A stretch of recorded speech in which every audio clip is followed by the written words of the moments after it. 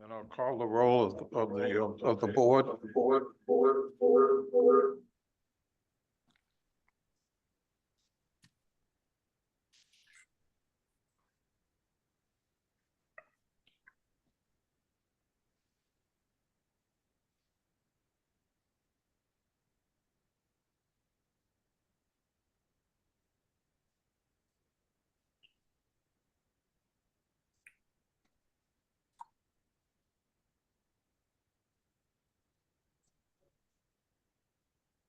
Aye.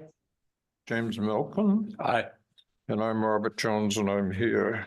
Joe, do you want to? All right. Nat Lowell is remote. Say aye. Aye. Sorry. Can't hear him, but he did say it. Okay. Mark Reese. Aye. He did say Aye, that. too, yeah. okay. Hold on a second, we gotta make sure that they're clearly audible to us. Yeah. Right. Can you hear me now? Maybe ask him again. Experts. Oh, boy. Actually, I'm not quality splits. We all set, Sean? 2 seconds, let me unmute the TVs and then. Good, so that we can hear. I'm unmuted, Sean, so I don't know. Okay. Now we got the echo.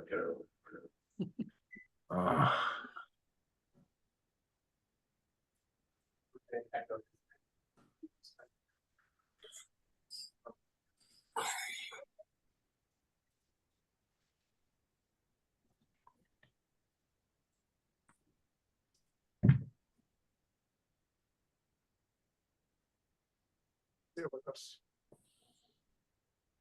Take the roll again with the board council. The roll. Aye. Reese. Aye. Daniel. Daniel, aye. Daniel. Aye. Sonia? He's being brought over, hold on. He's being brought over, one moment.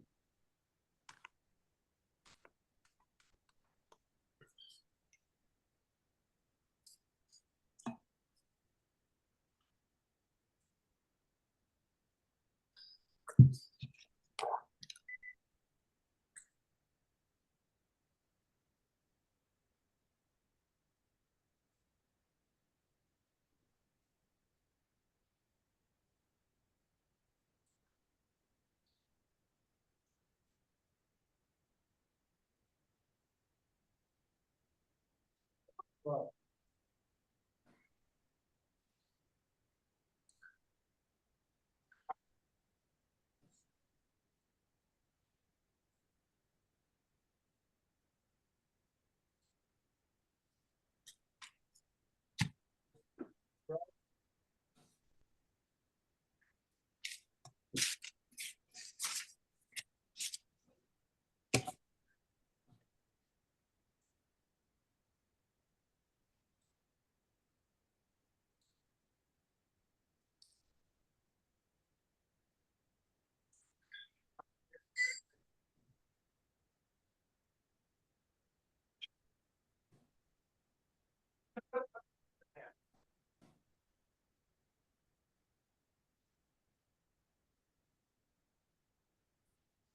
Damn.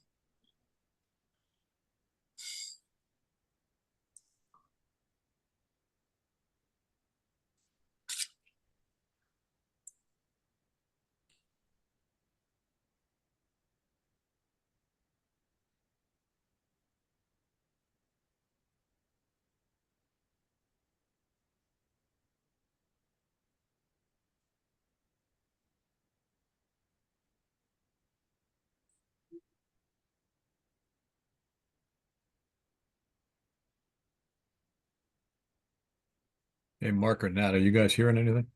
I can hear you guys Okay. good, but not them. Rob, can you hear us now? That's good. Very faintly. Faint is better than zero, though. It was zero before. Okay, well, Mr. Meany, can you just say yeah, please?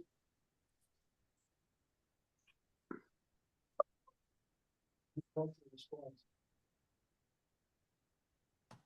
Sonia?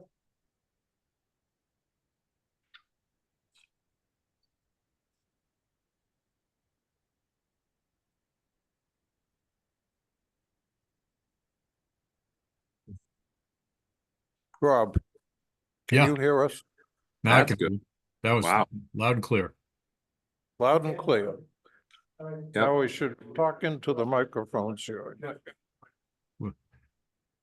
Whatever you just did Just for purposes here, can you say here, please? here. I'm here, Thank you. but Joe, you're very faint as compared to what we just heard. Can you hear me now? It's okay, but we have to really strain to hear.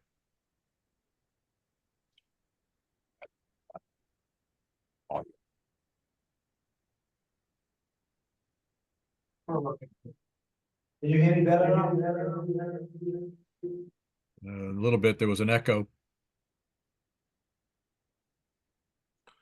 This is John. I can hear better than Joe. Can you hear this? That's loud and clear. Another mic. Can you hear me, Rob? Yes, I can hear you, Bob. Yep.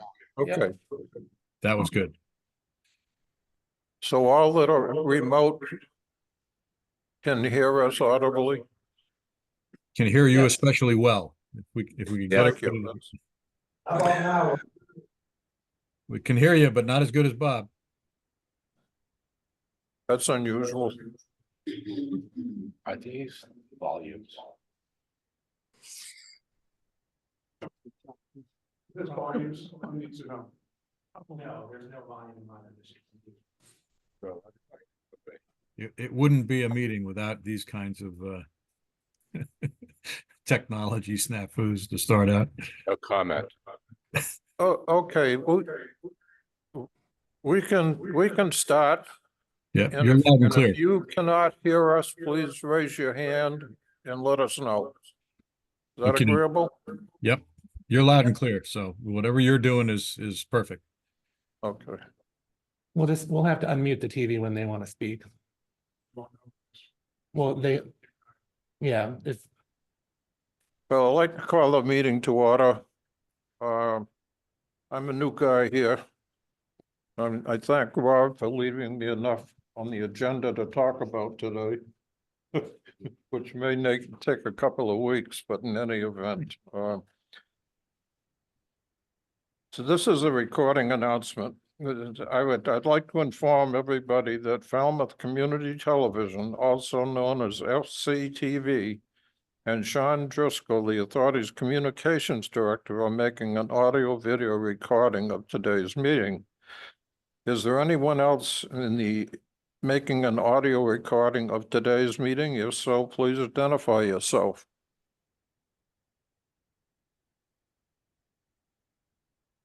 Unky. Anki Sonu from the MB Times.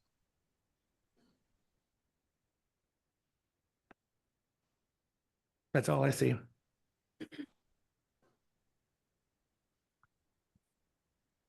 Do we have that, Sean? We do, yes. Okay. If you are joining virtually, please press and raise your hand icon on the Zoom dash. Or if you are joining by phone, by pressing *9 on your keypad. And when you are recognized, please state your name for the record. Sorry, I have one more coming in. Kendall Reed. Yes, that's me. Here. You're recording? I am not recording. You said if I was present to raise my hand, I am present, so I raised my hand. Okay, sorry, we're still doing the recording announcement. Louisa Hofstetter indicated she's recording. She sent me a text. Okay. Moving on, concerning remote participation pursuant to section 20 of chapter 20 of the Acts of 2021 as amended, board port council members are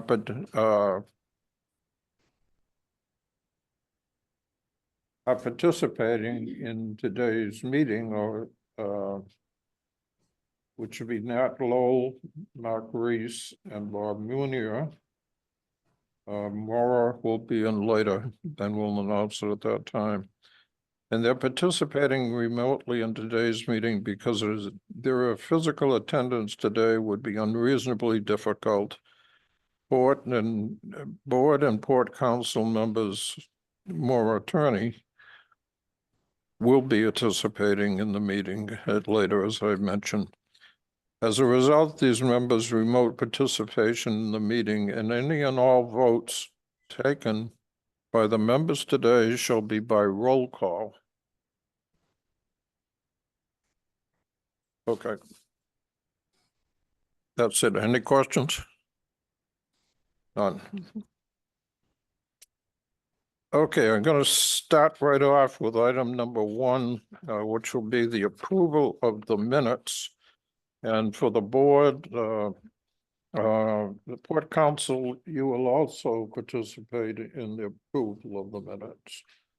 So feel free to ask questions, make comments and whatever, and then we'll let you approve your portion and then we'll approve ours. So go forward. What were the minutes of the meeting? So moved. For a motion. Yes, can I have a motion, please? So moved. Do I have a second? Second. Do I have a second for the Nat. motion? Nat seconded in. Thank you. We have to actually get. Yeah.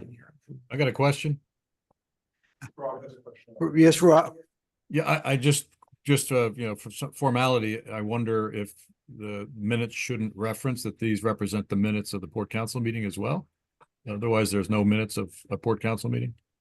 That's what I'm sorry, that's what I was just referring to, that I this didn't is hear you. also a joint meeting, and these are for the Port Council besides the Board of Governors meeting. Okay, I didn't hear that Okay. once So again. Nat Lowell, Aye. Mr. Cahill, Cahill, aye. Mr. Reese, Aye. Mr. Munia, Aye. Mr. Solito, aye. Thank you. And for the board, Rob Rainey, Well, I will make a motion to approve the minutes. I will second. okay, roll call. Jeffrey, Jeffrey, I. Malcolm, aye. Jones, aye.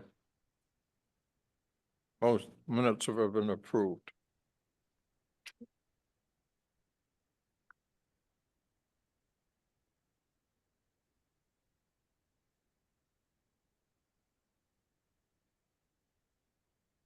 Okay, moving forward to number 2, the general manager's report, updates on current projects, including the website update redesign. All right, good morning, everyone. Can you hear me? Yes. Again, they're all set? Okay. So just a brief on the website update. The Stellar Elements and the SSA team continues to be working on the beta site, working on continuing to identify and resolve some of the bugs that have been found or being found. And then moving the internal processes to the cloud in preparation for the launch. With regards to launch, we still have some issues with the ability to change vehicles, high-speed reservations as a guest, the balances on the coupon transaction, and the ability to pay a balance due. So those are all elements that things that are going to be we need to resolve, and we'll be doing so after the Head Start and general opening. With regards to Head Start, starting at 7:30 this morning, customers were able to book non-transferable reservations only for the next 2 days. We did discover that there was an issue that if in the browsers, that if they didn't clear their cache, that they actually were able to make transferable. They kind of got around the front end. We're working to resolve that, and we'll be notifying those customers that those reservations are either need to be put back to their original customer or to be canceled, no penalties. So we'll be looking at that. Prior to the meeting around 9:30, I looked, there was about 4,800 transactions that were completed in the 2 hours that we started. So then we'll be having the Nantucket opening will be starting next Tuesday, going from January 23rd through to 29th. And then the Martha's Vineyard opening will start on January 30th through February 5th. So with that, if you have any questions, Stephen or I would be happy to answer. What? Thank you, Bob. I want to go back to the website update and redesign. We heard at our December meeting from Stellar Elements that they had concerns about monies due them or expenses incurred by them. We still have issues that need to be resolved. We know we're looking at IT review and significant changes. Where are we going to be in February with the website? And what should we do in terms of the IT?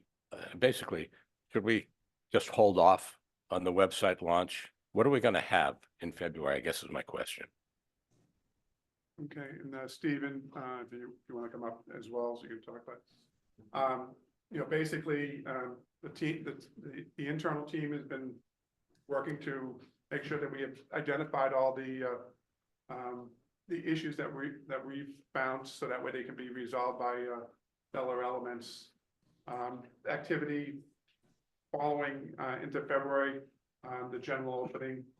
It's still a lot of there's still a significant amount of activity that takes place in those weeks following that general opening date. So it does give us some time, I think, to get these resolved with Stellar Elements. They have looked at they have reconfigured some of the elements of their team, their support team for the project, that more in line with the amount of commitment that's been made to the project. But Stephen, I don't know whether you have anything to add. Yeah. No, I'm as confident as Bob is in You want to lean, please? I am as confident as Bob is deploying in February. I think it's more likely that it goes beyond, but nonetheless, Stellar Elements has very few outstanding issues. The SSA shares in the workload, and then certainly further testing is required in order to make a February or a March deadline. May I follow up? I'm not, if you don't mind, I'm not certain I'm in favor of postponing entirely, based on the work put forth over the 2 years and the fact that we do have Stellar Elements under contract. Okay. When you speak into these mics, we have these in the town of Barnstable, you have to speak right into them and close. Like you can't be, set back, because it's not gonna work right, so, May I have a follow-up? yes. Just to follow up on that. If at the end of Stellar Elements, we wind up with a better looking website, but it's still fed from the reservation system, which is part of our whole issue that's been uncovered with the IT report that we need to address. Do we leave ourselves open to problems by feeding the new website with information that's not accurate? And should we reconsider, I guess I'm asking you, Steve, should we reconsider the website launch? To answer your first question, certainly if we're feeding inaccurate information into the reservation system through the website, of course, we would not move forward with that. But I do not think it's reasonable to indefinitely postpone at this point in time. I believe the price point is around 2.9 million. I think putting it on a shelf indefinitely may hinder may hurt rather than help. Thank you.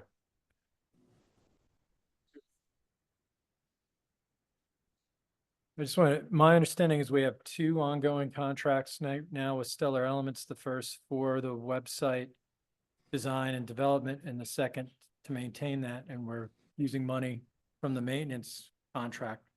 Now, my question is, what are the lifespans of those 2 remaining contracts, barring any change orders?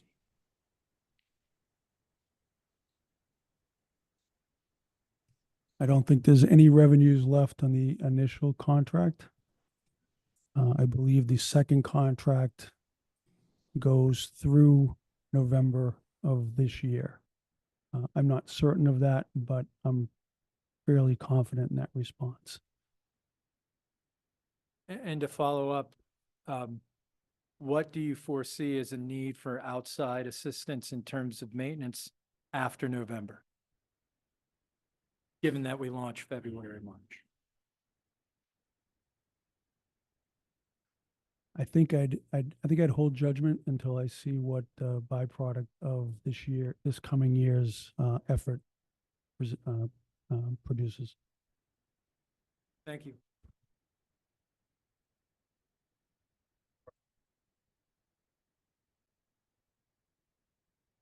No more comments, and let's move on.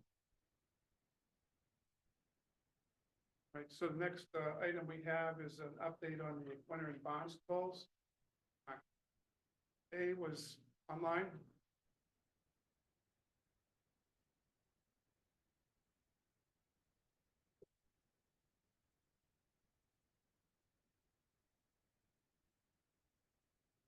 Good morning from Alabama Shipyard. Can you hear me? No, hold on. I'll try now. Good morning, everyone. Can you hear me? Yeah. Okay. All right. Presently, we have the ongoing conversion projects for the Barnstable and the Aquina. And next slide, please, Sean. Okay, so I wanted to just show we have now both reattached the forward and the aft sections together, and you can see a weld seam on the main deck, which is the joint between the two. Next slide, please. This is kind of view of the turn of the bilge to the underside area. Those are the clips which hold the secure the two pieces, the fore and aft sections, while they do the welding. Next slide, please. And this is down in the tank top, the weld joint completed on the inner bottom. Next slide, please. This slide shows we're getting ready to for the installation of the sponsons. This is grind down of the existing coating materials in preparation for the install of the prefabricated sponsons. Next slide, please. And this shows you what our next phase is. As you can see, the pieces on the ground there, those are the sponson structures, which you'll see at the next board meeting. They should be in place and welded. And also some tank pieces, which are ready, not tank, excuse me, the water closets in preparation for assembly. Next slide, please. This is a photograph of the subdivision bulkhead. We're probably in the 85% completion of frame 26. Next slide. This is another frame piece that's near completion, frame 37. Next slide. And this is another large subdivision bulkhead near completion at frame 44. Next slide. So as we are with the project, we have the original contract value, 13.7 million for each of the projects respectively. And on the Aquina, we have 593,493 in change orders for a total of approximately 14.2 million, which represents change orders of approximately 4%. And the Barnstable at 13.7 million. We have change orders to date of 597,950 for a total of 14.303. Again, that's at 4% of the contract value in change orders. Any questions? I think, man, I just want to add that where we are in the project, we've got the vessels are are now welded together. We're on the reconstruction projects of the added of the sponsons, bulwarks, and the majors. So we're into the final third of the project, and then finally blasting and coating of the paint of the vessels and launching. Any questions? Mr. Chair, Any questions? put my hand up.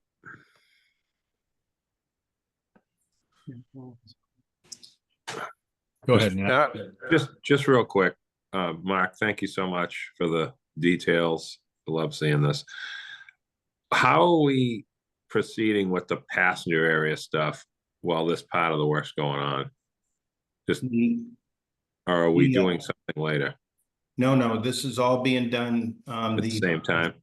Yeah, if you remember, approximately 2 months ago, I showed some photographs of the freight deck, the passenger area on the main deck. That's all been gutted out. We are in the process of commencing the reinstallation of the passenger area and the crew forecastle area above on the next deck. Okay, thank you. Just wanted a little clarification. Thank you very much. Any other questions? Yes. Yeah, if you don't mind.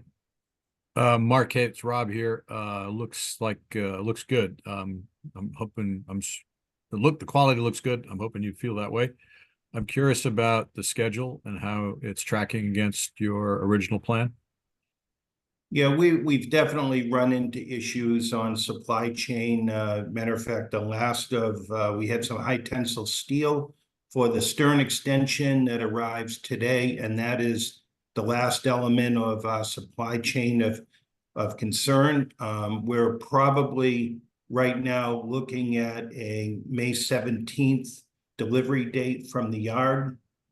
This still allows us to get the vessel up north, get our training in preparation for the summer season.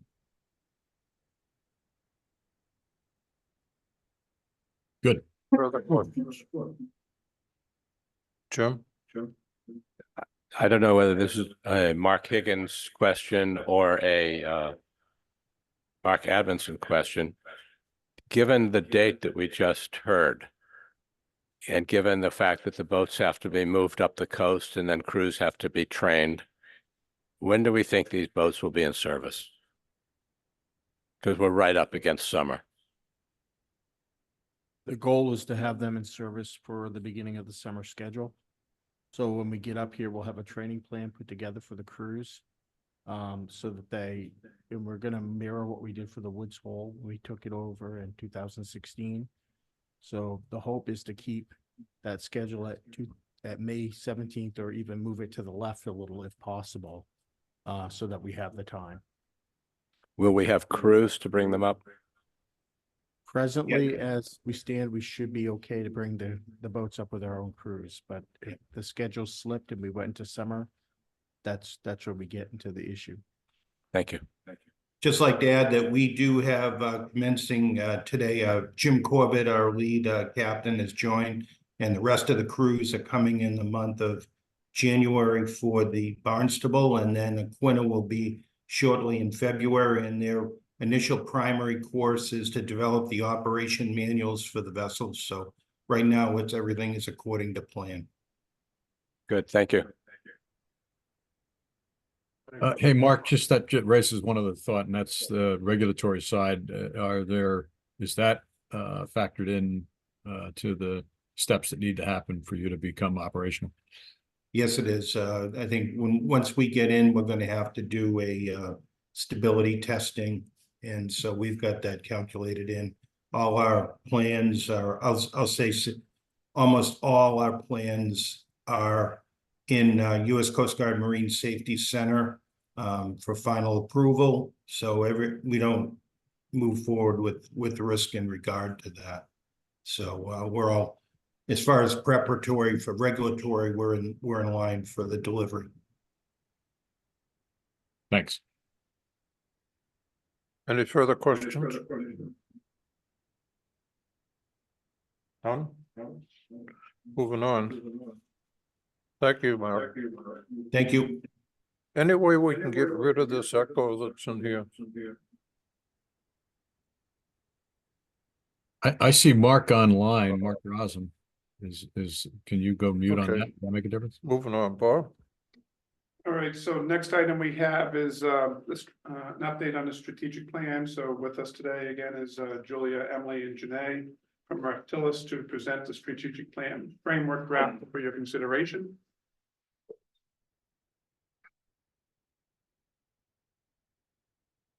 Welcome back.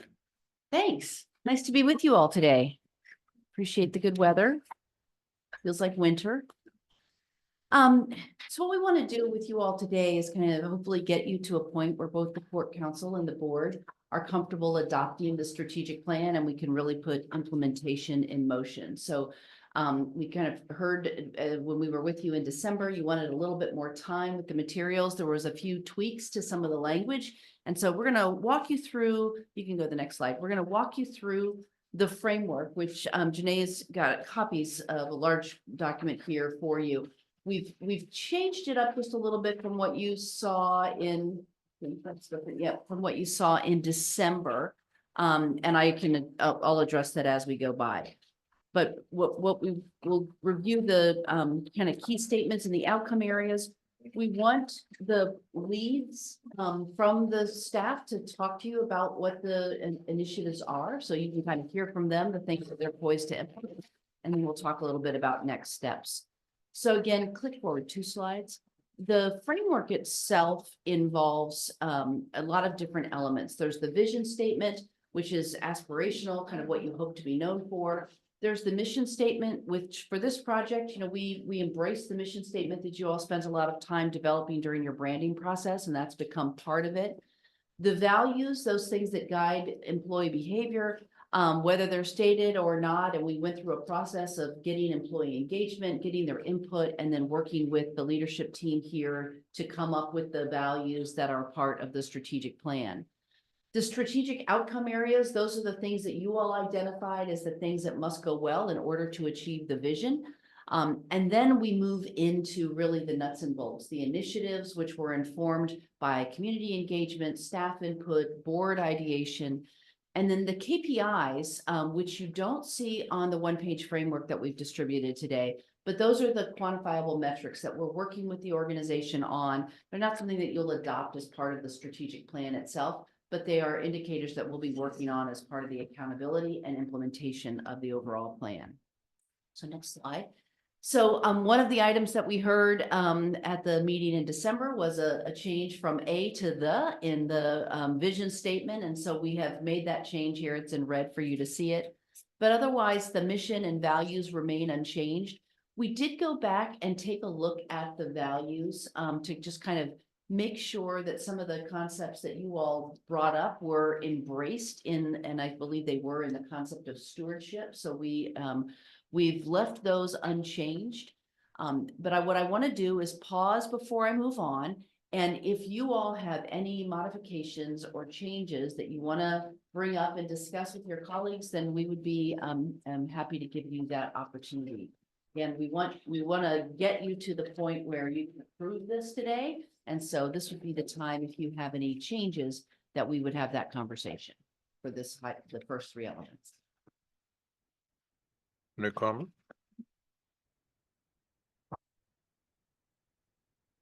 Yes, sir. Mr. Malcolm. Thank you. I guess the question I'd ask is really for Bob. If we were to approve this today, and by the way, and thank you for the work, thorough. It reflects what you heard, no question. But if we were to approve this, what actual impacts will this have on our operations? And who will be responsible for the metrics, the key performance indicators? And how do you see this actually fitting in operationally into the organization? Because one of my concerns that I spoke about in our first discussion was a lot of these things wind up, frankly, being folders in a drawer in a file drawer somewhere. So again, I like the KPIs because that gives you the opportunity to measure whether you're doing anything. My concern is we've got a lot of folks who work very hard, and Mr. Rainey said this at our last meeting. You get up in the morning and all these things have to happen to make the ferry run. Who's going to handle this? How does this actually impact our operation if we approve it? Okay, so in terms of this, each of these strategic outcome areas is a team leader to be working on to, to be able to quantify and drive home the goal of the strategic planning. We need to make sure that this is aligned with our safety management system as well. And then from this, we're looking at different initiatives for each of these key outcome areas. And as Julia pointed out, there will be KPIs that we'll be developing. We need to look at those a little closer.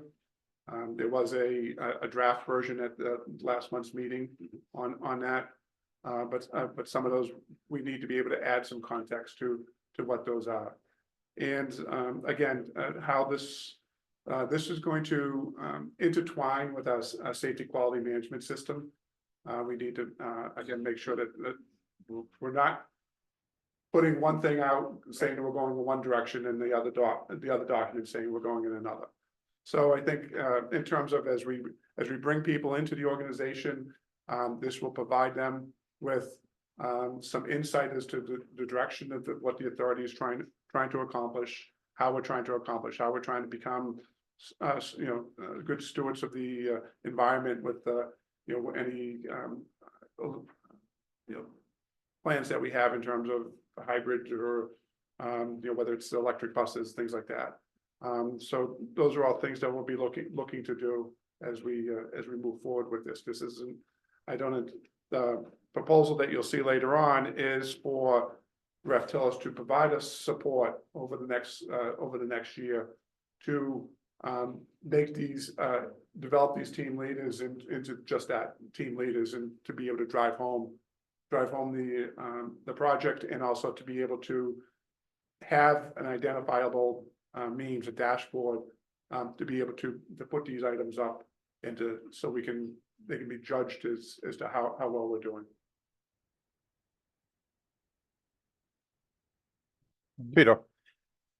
When we get to the point, or you get to the point of identifying the team leaders, I get, my request would be that that's shared with the board and the Port Council, that we have, the responsible parties for each one of the strategic outcomes, as well as a list of the KPIs. And then as a comment to the board, I think the board should look strongly, if we adopt a strategic plan, that the strategic outcomes become the work plan for our general manager, CEO, and that the KPIs then become the performance plan for the CEO, GM. Could I just add something just really quickly? I don't want to skip the initiatives piece in terms of, kind of the things to do, because the 17 initiatives that align with those strategic outcomes are the projects. And you're actually going to hear from the team leads today. We've been working with them on these initiatives. The other kind of thing that I would mention, especially if we're going to be working with these team leaders and the organization over the next year, is part of what changes is these 17 items become part of the operational work plan of the Steamship Authority. And you all will receive regular updates on a quarterly basis on what's the progress on those 17 items, as well as the corresponding KPIs.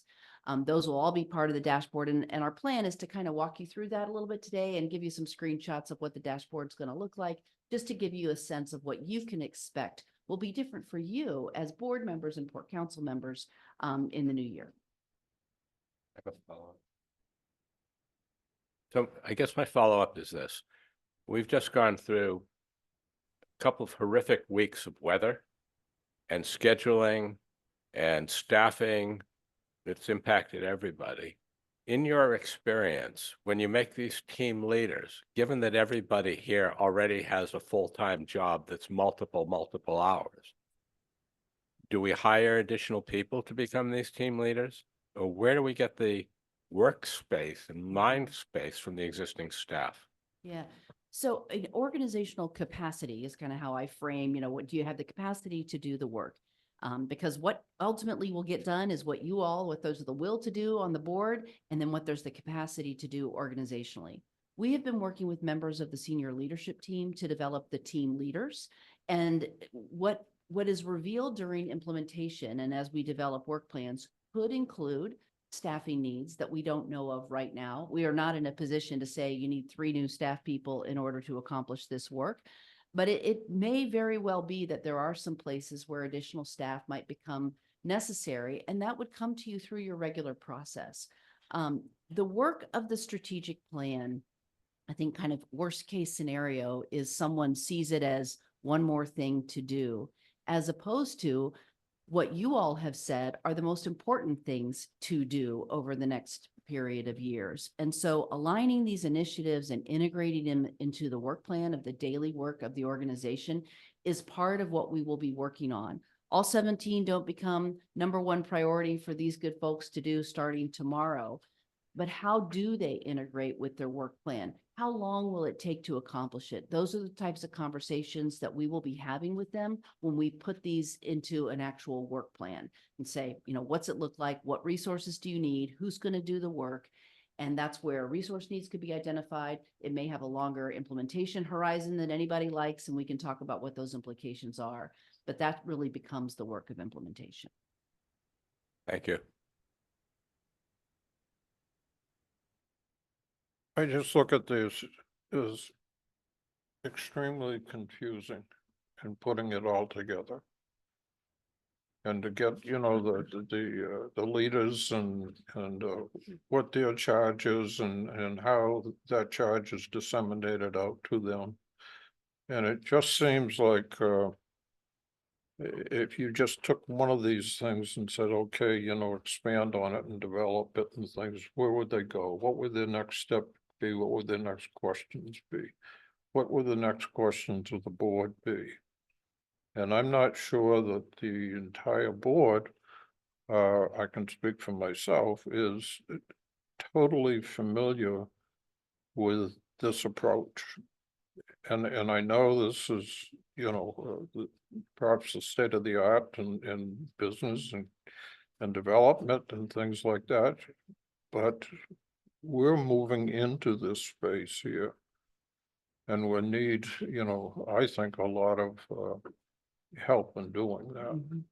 Yeah, and what we want to do is meet the organization where it is. We see some really capable folks who are very busy, and how do we support them and integrate this into their work over the next year? That's part of the reason that I think you all wisely asked for implementation to be considered when you did the initial RFP. That's what the implementation support contract that's later on your agenda we would be the ones working with them closely to do the support and implementation over the years. I think that it is confusing, and at the same time, it becomes very much a part of the way they do business. We've had some great conversations with the team leaders already. We feel like they are ready. We're going to ask them to speak to you, to speak to the initiatives as part of this presentation. And I think you'll begin to see that the organization is really excited about moving into implementation, despite the fact that it's work. They're ready to move forward with this kind of discipline and structured approach that has a real end in mind in terms of achieving the vision and achieving the outcomes that you all articulated through this process.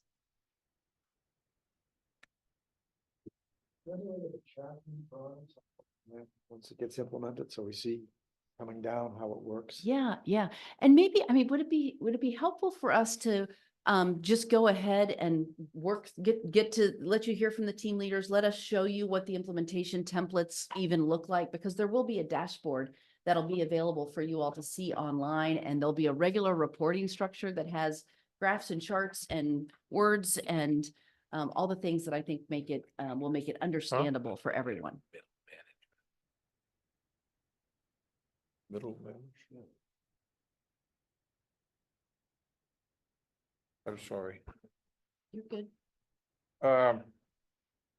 So there's, what did you? I'm yeah, sorry, that's fine. There's 2 things we want to do. One is if there's any changes that you all want to make as a board and the Port Council to the verbiage of the vision, mission, values, and ultimately the 5 strategic outcomes, we'd like to get that so we can make whatever tweaks those are. The other thing we want to do is let you hear from the team leaders about the initiatives and then show you what implementation looks like from our perspective in terms of the templates that we've designed to turn these initiatives into work plans and ultimately report out on them on a dashboard. So if you don't have any changes to the words, maybe we should go ahead and move into letting you hear from the team leads on the initiatives. Sure. Does that make sense? That's fine. You Okay. have those already picked. We're ready to go. Yeah. So why don't you go ahead, and I think we'll go ahead and skip to slide 17, Sean, implementation and reporting, and I'm gonna have Emily set this up. Yeah. Oh, I'm sorry, not 17. We will go 12, please. Yes. Yes, Perfect. perfect. Okay, before we have the team leads come talk with you all, I just wanted to sort of set up what brought us to today. So perhaps the silver lining of the extra month that you gave us outside of the holidays was some time to continue working with the outcome team leads. And so we kind of set up individual meetings and began to really break apart these initiatives. So first, I want to remind you of the process of how we reached the initiatives, which was fairly robust. As Julia mentioned, it involved community input, it involved senior staff input, board ideation. So all of those elements kind of lifted concepts for consideration. There was sorting, there was prioritization, and we arrived at what you see as these 17 initiatives on the framework as sort of being the highest priority in the short run for the strategic plan. And as you'll know, initiatives will evolve over time. Some of them will be completed, kind of move off the list, others surface. So it's a continual work plan, as we mentioned, for the organization to continue to move forward in each of these strategic outcome areas. So when we met with staff over the last month, what we started to do is think about what the initiatives are, who's your team, right? These team leads are championing each of the outcome areas, but they'll need a team of folks to really have the capacity to move forward. So who do you need? What are your resources? And then what are your tactics? You know, how do you start to break down each of these into identifiable tasks that move the needle, that move you forward to accomplishing each of these initiatives, and then the metrics and things that can inform progress along the way. And so we are in the very early stages of that. I think that would be the disclaimer as each of the staff come up here and talk about the initiatives in their area. But the work is certainly beginning. And as Julie mentioned, the organization's excited. As its first strategic plan, I think the staff is really engaged, and we look forward to hopefully running alongside them here in the next year to really build this out and make sure they're comfortable and coach them along the way in making meaningful progress. So each staff member will spend a minute or two and just talk to you about the initiatives that surfaced, how they sort of see that unfolding now in this implementation phase as we move forward. So we'll start with Mr. Higgins. Morning, everyone. So the initiative that I am working on for strategic outcome area is enhance, maintain, and green our infrastructure and our assets. So when you look at the initiatives, it talks about creating a formal plan for vessel replacement that incorporates hybrid conversion or acquisition, and to start with a standardization of vessels.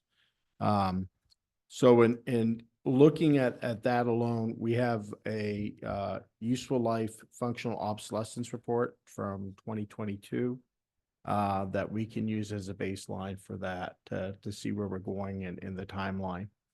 The second thing is when we're looking at the technology we want to use, we need to look at a wide range of integrators and what's would be available.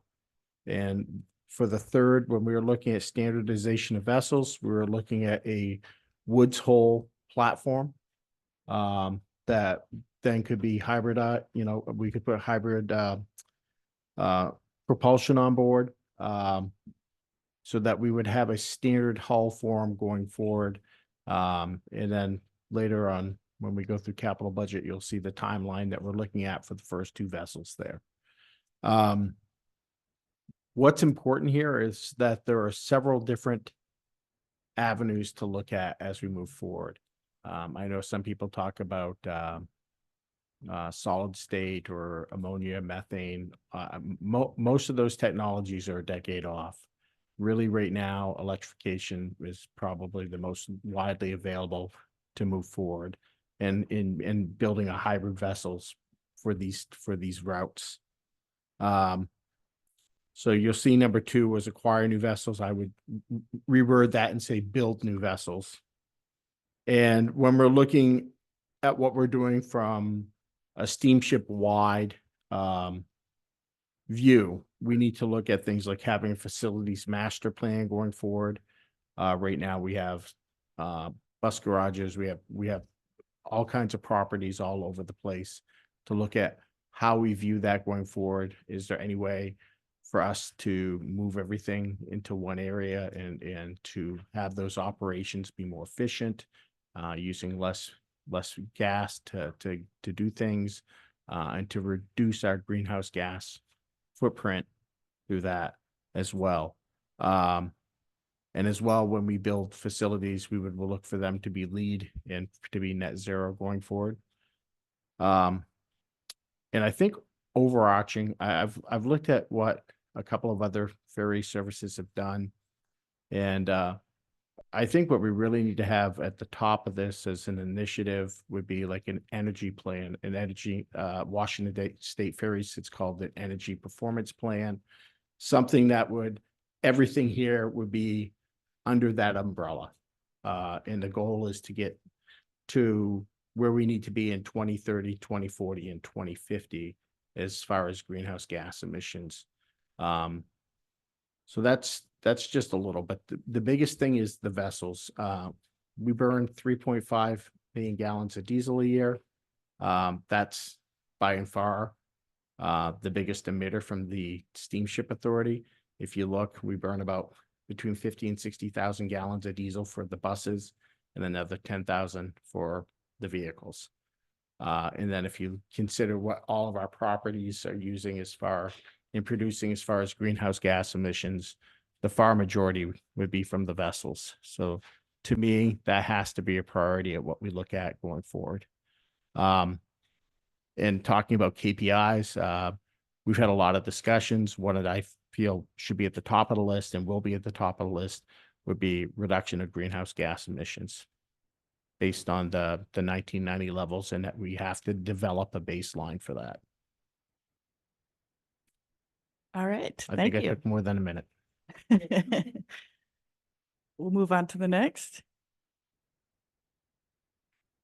One question, who was on the team? Who was on the team that you're working with? You was alone, or That's me. you are the team? Well, but I have input. I have Bob is looking through, helping with all the teams. I also have, Mark Munson, Allison, my team, but this was, I was the head of this team. These are the leads, and the entire staff will be Yeah. Still developing. supporting the team leads. Okay, what do you think the draw will be on our labor force? In other words, how much time would go into doing this and having all of our other requirements and job requirements not suffer? I think when we look at that, look at this, Mr. Jones, that it's got to be built into our work plan, our daily work plan, and what we're doing. And I think that's important why we have the KPIs.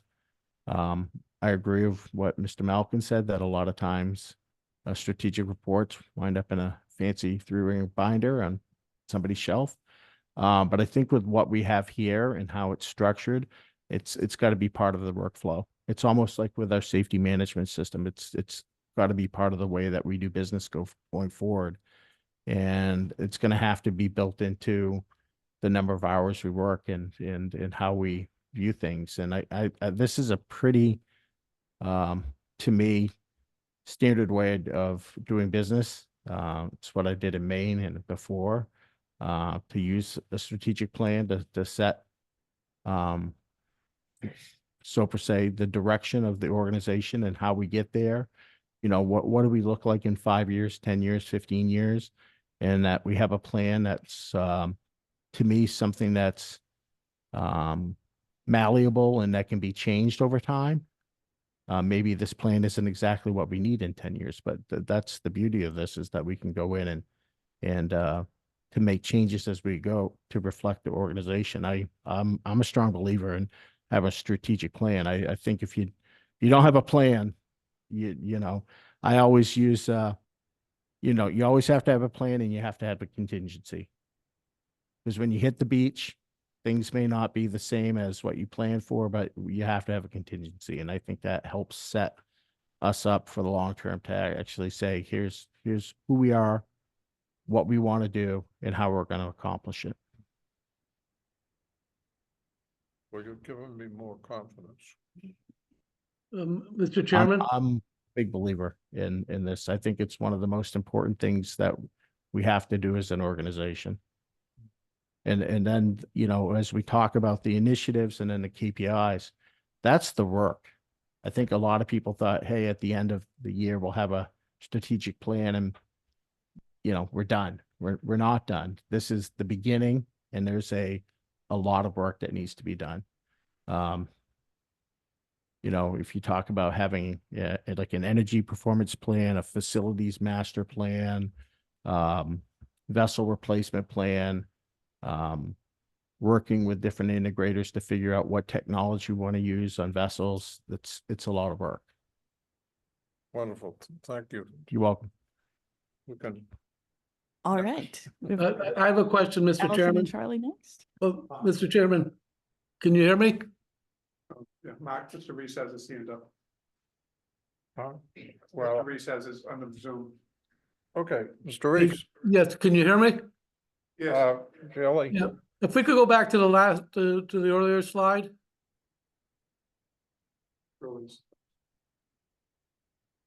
Yeah, so I didn't hear the Mark question. mentioned in his presentation that he thought, at least what I thought he said was that there perhaps should be another initiative added to this that covers the steamship's efforts to become a greener operation environmentally, and that it would be some type of overriding document that would adhere to all their operations. And I was wondering if that's what I understood Mark to say is that perhaps we should add that initiative to this list. So that. Mr. Reese, what sorry, we're gonna have a little bit of oh, okay, he took care of it. So I said an energy performance plan, and what that would do is to provide an overarching document and plan of how we get to the goals for 2030, 2050, and 2040 and 2050 to reduce greenhouse gas emissions. And that would incorporate the vessel replacement plan, the facilities master plan, what work we do with different integrators, you know, as far as taking our bus fleet electric, all of our vehicles electric, facilities that meet LEED in our net zero. But it would just be an overarching document or plan. So that would take the place here as one of the, I guess, 3, or you could call it number 4 in this initiative. Yeah, I mean, obviously it's a very important document, and I think as such, it perhaps either should be included in one of the 3 initiatives or added as a 4th initiative. That is the plan, create an energy performance plan that incorporates vehicle. I think when we look at number 1, if we're spitballing right here, that's what I'd look at, because that's, you know, creating a formal plan. We can tweak that there. And again, that's part of what will happen through implementation is we'll begin refining these as we build the actual work plan with the team. Okay. Thank you. Anybody else next?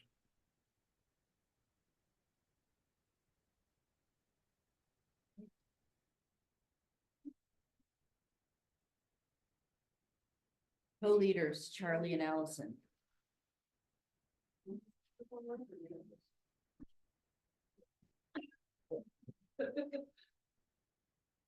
read the rules first.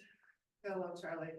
So we had We had two initiatives. One was implementing a safety quality management system that includes regular safety and communications of safety measures for stakeholders and beginning to meet enhanced regulatory standards to the SQMS certification program. And Charlie can talk about how that's Yes, gonna happen. okay, that's training, marine operations and shoreside operations to ensure safety training and LMS are completed, periodically review safety trainings and add as needed. Results, increase safety and well-being of traveling public, as well as decreasing employee and traveling public injury. Measurements of SQMS to identify areas for continual improvement with safety and quality throughout marine and shoreside operations. Results, increased awareness, increased safety and well-being of staff and traveling public.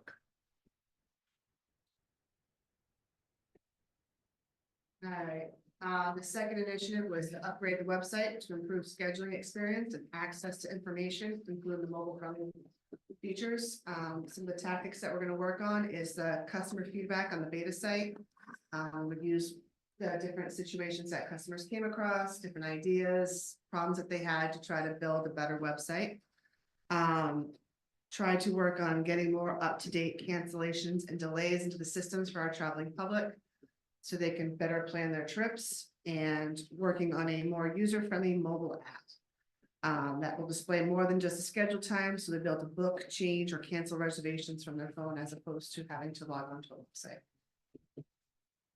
So, and what you heard from these folks, just to kind of paint the picture, because they very clearly have taken from the initiative, okay, well, what are the tactics and then what are the metrics? And that's how the logic model will work going forward as we work on implementation of all of these items. So I kind of saw that conversation that Emily just had and Janae had with them. I have an editorial comment. My editorial comment is I like this particular group with this particular set of initiatives, because part of our issue in terms of the public facing stuff is communication between the marine side and the shore side, getting that to people who are using that information. And if the two of you are embracing this and have the authority and responsibility to do number one and number two, I think that will speak very well to our operations going forward. It's more of a joint. It's not one shore side or marine side, it's everything. Right, so you own it. Thank you. But again, like with all the initiatives, they'll have support. So for instance, a big piece of this is the safety quality management system, and Bridget Sullivan will be, integral in this. They're the team leaders, that's great.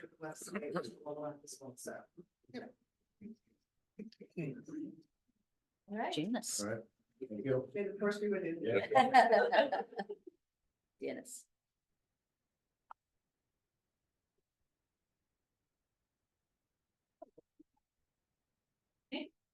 So, HR, it's all about the employees, right? So, the first initiative is to create a comprehensive organization-wide onboarding process that includes Steamship 101 for all employees. So as you can imagine, it's hard to, when you have we have 5 terminals, we have the maintenance facilities, reservations and match pay. So it's hard to get employees here for their onboarding. So it's really, the good news about all 6 of these initiatives is that there's already pretty much a foundation already in place. It's just now time to make it more robust. So I think as far as the onboarding, it's really, this is an exciting project for me because I really do enjoy, that's why I'm in HR. I love obviously helping people, but introducing them to everyone in the organization rather than just having them come to human resources, fill out their paperwork, get their badge and go on their way. To really create an onboarding process. So that's introducing them to leadership, to management, a mentor program. So those are things that, I think with all 6 of these initiatives, part of my role will be is to really understand where they're coming from. So meet with them individually, have focus groups to say, what is important to you for onboarding? Everyone's working somewhere else in their career, most likely. So what would that onboarding experience look like for them? So that's, like I said, to me, that's a really exciting project. The second one is identify opportunities that increase staff engagement in decision-making. That to me is a focus group. I need to understand exactly where that came from. How did that evolve? How did that become an initiative? So it's important for me to understand what is important to the employees too, with regard to decision-making. I don't know that, but that's something that I'll build that into this process. But I think focus groups, questionnaires, surveys are like an important part to really get this particular one going. Focus recruitment efforts by developing partnerships with regional high schools and local trade associations. This surprised me that this became an initiative, because I know with my HR team, as well as Joe Russis does an amazing job. Joe goes out to all the maritime academies, all the way out to California. So I think just to understand why did this become an initiative? We're currently doing that, but obviously we could do a better job, or else it wouldn't be one of the initiatives. But I do know that, HR, we're involved with all the maritime academies, the local high schools, vocational schools. So that's definitely something that we obviously can build on. Leverage SQMS policy review to document key business processes and standard operating procedures. Succession planning, that's human resources 101, right? So we need to, obviously, our population is aging out. So we need to understand how do we recruit, retain, educate, provide like benefits and all of those training experiences for people to want to stay with the organization. So succession planning is definitely, that's human resources 101 for sure. Increase visibility of management and leadership on site. That to me is it sounds like an easy one to me. Management should be on site. They should be out, we should be out at the terminals, getting to know people. Whether it's at the, Fairhaven, at our terminals, get on the boats, get to know people. That's what we need to do. So to me, that's an easy initiative, I would think. So I will definitely support that 100%. And then create employee portal internet. This is something, it's all about communication, right? We have the LMS, we have the crew change for the vessel employees.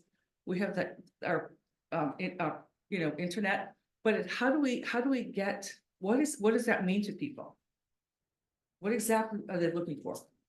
So again, that's something that I'll work with our MIS team and others to make sure that what exactly does that look like? But again, it all comes down to meeting with employees, understanding what they're looking for.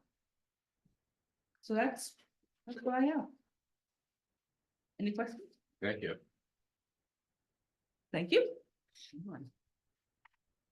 Got a question here, John. Thank you. I don't know who to ask this, but do these initiatives become part of an individual's performance review? I can't answer how your performance evaluation system works. What I will tell you is that the idea behind having these initiatives and reporting on them is that you build in accountability. So however accountability ultimately translates into your performance assessment process, then there would clearly be a linkage between what you've said you're going to do and what you've gotten done.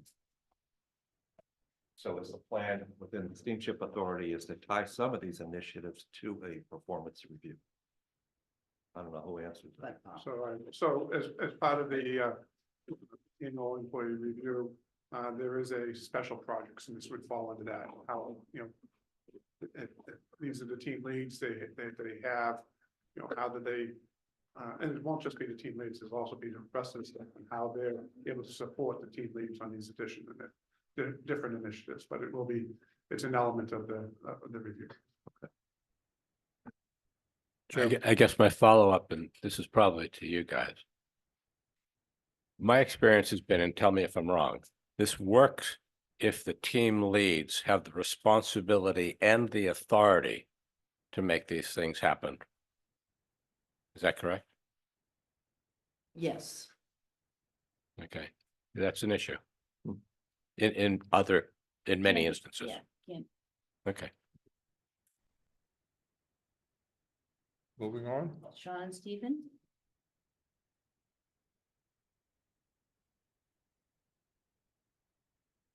Well, Stephen and I are working together on the, sorry, I am advancing my own slides now, so I have too many things going on. Stephen and I are the co-team leads on Engage with Our Communities. And we have 3 initiatives. The first one, Stephen can speak to, develop a reservation system replacement plan, and I'll speak to the next 2 after he's done. Yeah, so, excuse me. So develop a reservation system replacement plan. Fortunately for all of us at the table, we're in the process of putting that in place today.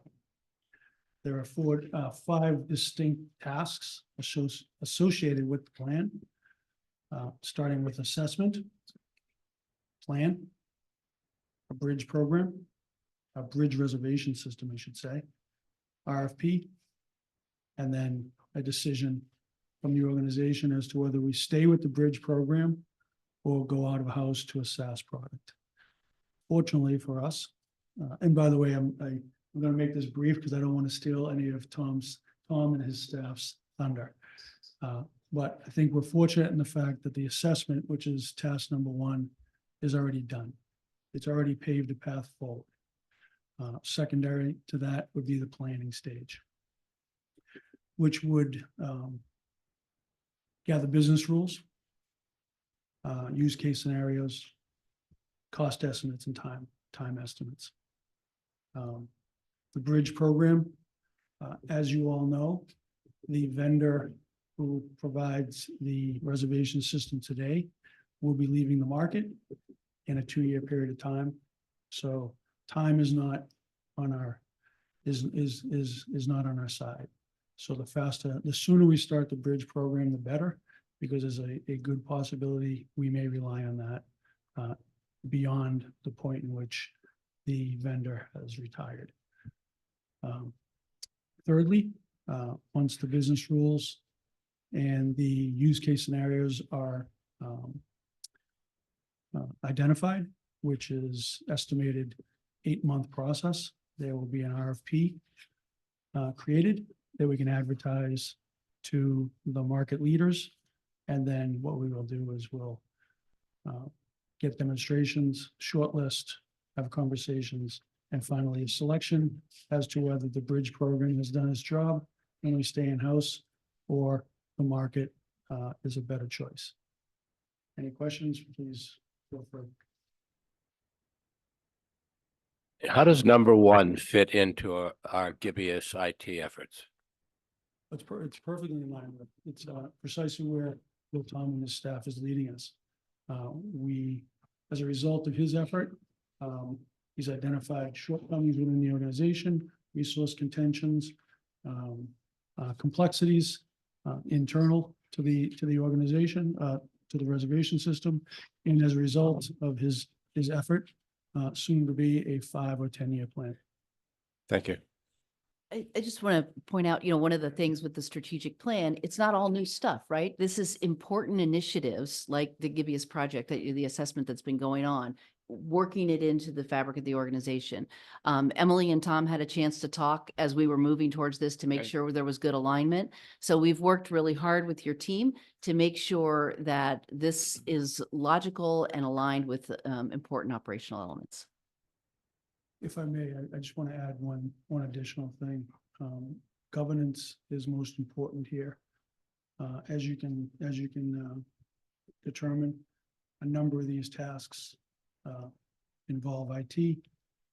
This task alone is fairly sizable, fairly complex, draws from a lot of resources that are already pulled in many directions. So going back to the overarching theme about accountability, I think there has to be a realistic point of view in regards to governance and what goes on the agenda, what's pulled from the agenda, so that the accountability actually is in line with what's getting done. Sure. Okay, the next 2 initiatives I am the lead on.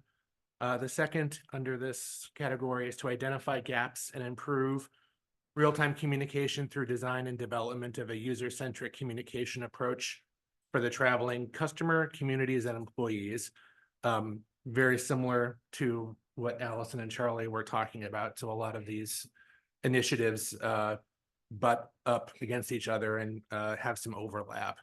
So as part of that initiative, some tactics that I've identified over the next 6 months to a year, maybe, developing a map of our current communications pattern, and then developing an ideal state for that to see where we are, where we need to be. Identify changes that we need to make in our internal processes to close those gaps, and then work with Stephen and his team, and also give us to identify technological solutions or any additional equipment and software needed to reach that state. So where are we? Where do we need to go? What can we change now to get there? And what additional solutions or software or people resources might we need to get to that state? The next initiative is developing a community engagement plan for each port community that focuses on the unique priorities and integrates with our annual communications plan. Obviously, consistent and improved engagement with our port communities is one of the hallmarks of what we do here. So as part of that, we'll be looking to structure a year-long schedule of staff outreach efforts with our ridership and the members of our port community. Some of that probably is familiar from our communications plan that we talked about a few months ago. So that is also folded into this as well. Identifying and scheduling outreach opportunities for every port community, and then identifying community partners to help spread the reach of our outreach. I did not read that aloud before I typed that. So looking to see who are identifying our partners in the community, you know, senior centers, community organizations, chambers of commerce, who we can use to amplify our messaging beyond just the very good reach we have with our e-news and social media, but who can we enlist to help spread the word of our outreach efforts and our messaging. Obviously, these will be things that I'll be working with all of you on, because you're the representatives of your community. So I'll be relying on your input to help develop these plans. But these are things that we're doing, but we need to do in a more structured way and a more planned out way over the course of a typical year. So happy to take any questions. Peter. I guess as we go through, we keep on talking about accountability, and I guess not a concern, but I guess my question is, unlike everyone else who've presented it, it's pretty clear in terms of organizationally that they control or they manage the assets that need to be utilized to meet this initiative or outcome. And I guess in terms of mapping out the communications route, if changes need to be made or you see these business processes, just knowing where you are organizationally, what assistance or what authority or what authorities can you go to improve those communication routes? Because it seems that I think our biggest concern has been communication to the traveling public in real time is an issue in part of shoreside and marine operations not always communicating with one another, or that data not going into a reservation system. So my question is, what do you need to make certain that you can meet this initiative? Well, obviously, with all of these, they will be a team effort. So I will be working very closely with the man to my left, Mr. Higgins, as he oversees both the shoreside and marine operations to identify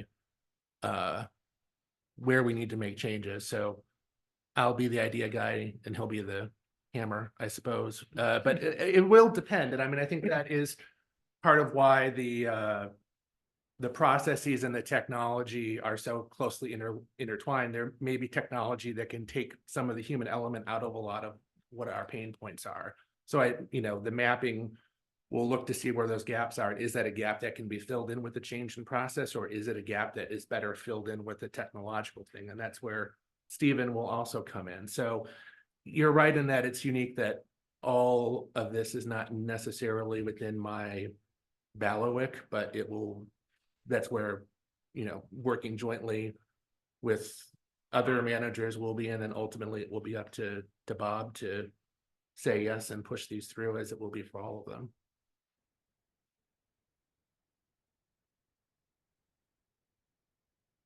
Sean, I guess, I'm thinking of my own town and,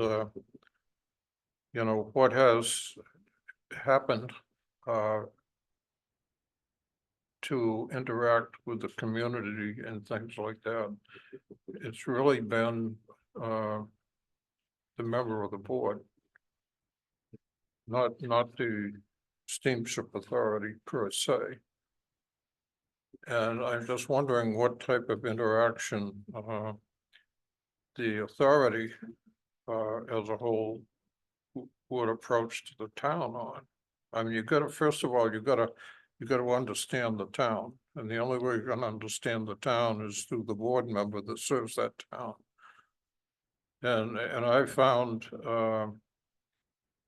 that the town is, as much as I thought they, for the lack of any type of interest, until we decided to increase the size of our boats from, 235 to 245 feet.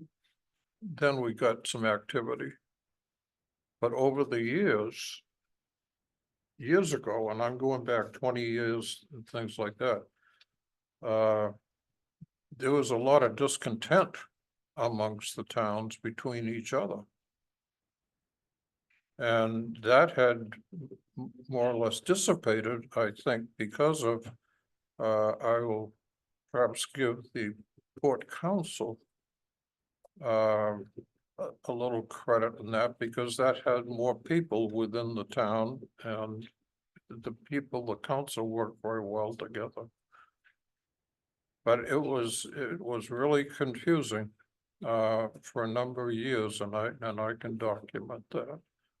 And so now, our next step, how are we gonna interact with the town, and what are we gonna bring to them? Well, I think that plan is exactly what we will work on jointly between yourself and your fellow board and port council members and staff. Things that off the top of my head, I can see staff doing versus or in conjunction with the board member. I mean, obviously you have an appointing authority, but there are a great number of civic organizations, events that we can participate in just to increase our visibility, which I think, it's been out of sight, out of mind in certain communities for quite a while. And the more that we're in sight as a positive force for good that we are, then the better the overall perception will be. But where that line is will really be up to each of you. It's certainly not my job to tell you how to do your jobs. So, where you all spend your efforts versus where the staff can support you, and that will be something that we'll work out together. Interesting. I mean, basically for myself, that I deliver the annual report, I usually put a highlight sheet on there, and I leave my card and an invitation for them to come forward. I've never received a call from the council. Mm-hmm. And that's 22 years. And I've been on the council, and I know I'm just wondering what they really want, moving forward. You go into the civic associations and things like that, you can open up a can of worms that you don't want to be there, and that can of worms was evident 20 years ago, when there was so much, disagreement amongst the towns and whatever. I'm saying, like, now I'm so happy to have Rob sitting over here, because it has been smooth, but it wasn't always smooth. Well, I think that the specifics of the plans and the approach in each community will really be driven more by the board and port council members. You're the representatives with the assistance of myself and the staff here. So finding that balance will be part of the work we have to do. Yeah, it might be a difficult task.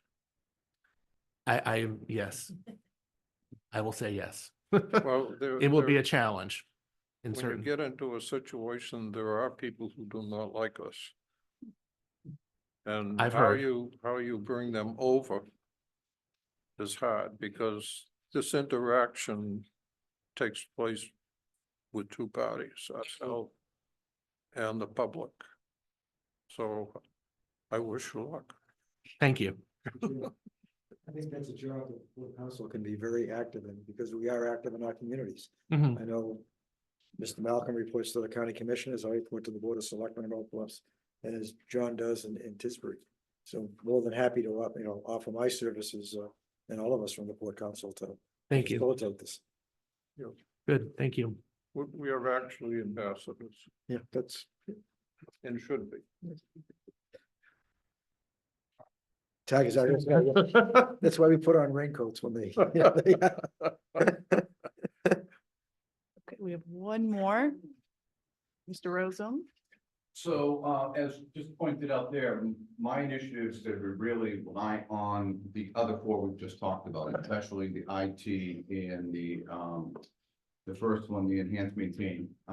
So this year's operating budget will put a 5-year forecast of showing what the new, not capital projects, but maintenance projects we have coming on, forecasting out what possible projects can we look at, accelerating if we're ahead of budget, have a better, once they develop a more robust plan, then it makes our budgeting process that much better.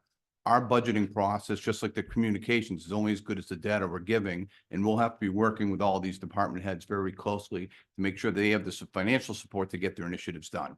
And then ultimately, it's going to be up to the board to approve what we need. Going forward, going to be more interactive or proactive with the board, going over the budgets and finding out their input before it comes up to the meeting, and have a more in-depth detail conversation, even line by line, if you guys wanted to.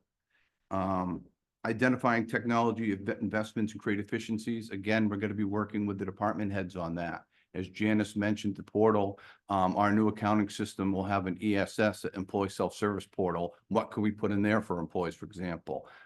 We can measure metrics of how many e-tickets we measure every year and put that into the board packet. So we can put some good KPIs on some of these efficiencies. Might not be dollars, but it'll be customer service aspects of what are we doing there. And the last one is seek grant funds to support asset acquisition. So we need to know what assets are we looking to do? What are we looking to replace? What projects do we have coming on? So you can't apply for a grant until you have a project that's ready to go, or focus of where you're going.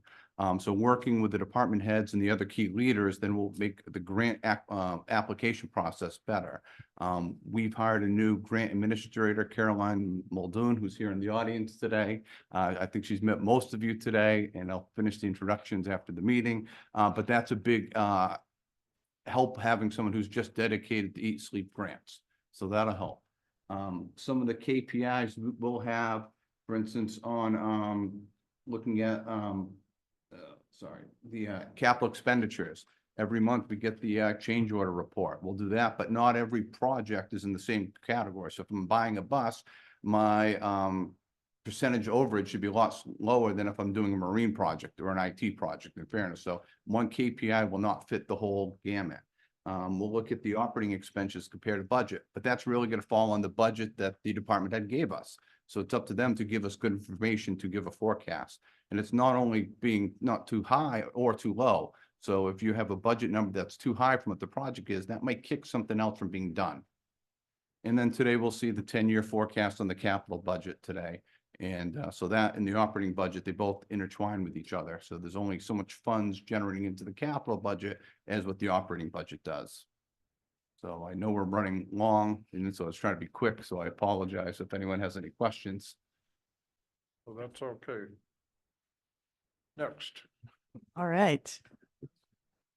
Yeah, we'll wrap this last part quickly. Thank you all, team leads, for sharing with us. Hopefully that gave you a sense of the buy-in and sort of collaboration that's already started. And again, we're really early on in the process, and we look forward to kind of working with them through this year. with your approval to keep making meaningful progress. As we wrap, we just wanted to give you a little bit more of a flavor of what the implementation phase post-adoption looks like. You've heard it already, so we'll go quickly. It's really about tactics and measures. Tactics are those specific actions. How do you break down these initiatives? Who are your key players? What are your resource needs? What's the appropriate timeline? And frankly, how does it fit into a larger work plan for the organization? And through that process, the metrics, we've made good progress in the initial conversations with each of the outcome team leads. But as Mark alluded to, there's nuance, right? And this is a diversified business in many ways. And so we've got to be sensitive to the metrics that come forward in the public light, ensuring that the context is appropriate, the underlying data sources are accurate, reliable, and really paint the picture of progress over time. And I think we're getting there. And that'll be kind of the primary focus as we get the green light to move forward with implementation. And I think we'll wrap with Janae. We'll just give you a quick look at Elio, which is the online dashboard tool that was part of the initial contract to show kind of the strategic plan in this visual way for users. Thank you. So Elio is our cloud-based platform to track performance of the strategic plan and provides an online dashboard so you can see real-time progress. This is just a screenshot of sort of your homepage when you come in with the navigation panel on the left, and you can drill down into each strategic outcome area and you'll view all the initiatives. And then as we begin to enter the tactics, those are those more manageable sort of bite-sized pieces where we're going to start to break down each specific task that needs to be done to move forward in that area. And I know we have our team leads, but this is also where you would assign individual leads. So there's going to be more individuals throughout the organization who are going to be supporting these initiatives and tactics. And this is where you can really boost that accountability as you divvy out specific assignments, due dates, etc. Next slide. This is an example of when you drill down further into each initiative and you can sort of see the leads, the latest updates that are provided, and the progress. Once we have KPIs, you'll see a percentage of progress being made, whether something is currently on time, whether it's behind, or if there's any notes as to why something is not being advanced at the rate that it should be. Next slide. Here's just a screenshot of what the visualizations will look like once KPIs are entered to show you what your target metric is and then how you're matching up next to that throughout time. We took some information and just plugged it in here just to give you a general example of what that will look like. Next slide. This is the high-level summary of an outcome report that is customizable, so you can generate reports in the program to show you each outcome area, the initiatives. You can include tactics and KPIs. You can exclude them. There's really a lot of options depending how you want that report to look like that's going to eventually come to the board. I believe Emily said quarterly to show you the progress on the plan. Next slide. And this is, again, just further drilling down into the information that's going to be available in each outcome area. This one is by initiative, and it'll list your tactics there on the side as you develop those, and you can roll those off, roll new ones on, and really just get a good sense for the progress being made on the plan.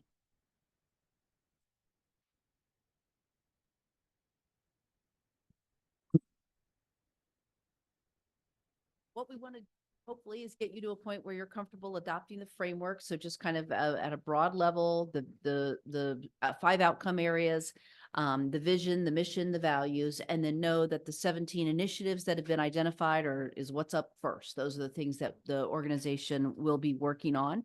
And then we will be working with the organization on those implementation templates to turn this into work plans, to turn this into a report that you all will begin seeing on a regular basis as part of that implementation contract that's on your agenda later today. So we're happy to answer any other questions that you might have for us, but I think that is it in terms of our slides.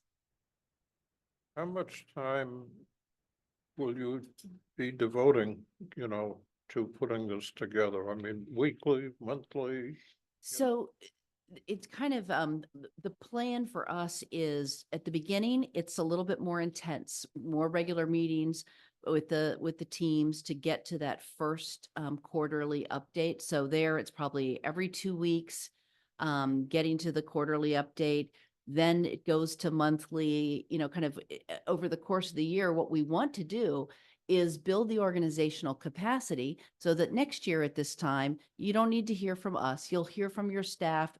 Implementation is a part of the regular way of doing business. You'll have gotten comfortable with the reports, what they look like, and what to expect. So it's definitely more effort at the beginning, and it kind of slows down. There's also some training that we will do with the organization and LEO to make sure that folks know how to use the program going forward.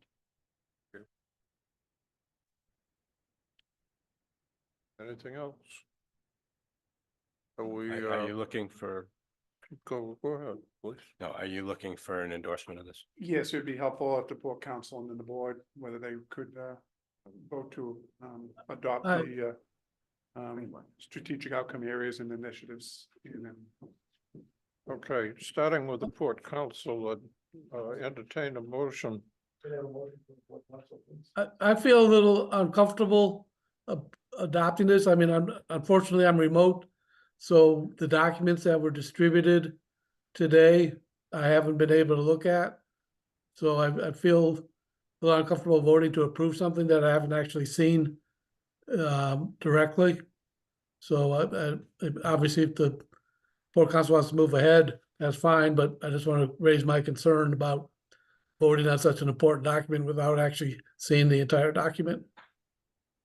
Mark, I think at one point, Mark, that they gave us this, I think it's just another copy of what they gave us maybe a couple of months ago. Yeah. Yeah, well, I guess my concern is in December, we reviewed it initially and I made a comment about workforce diversity and I have not seen it.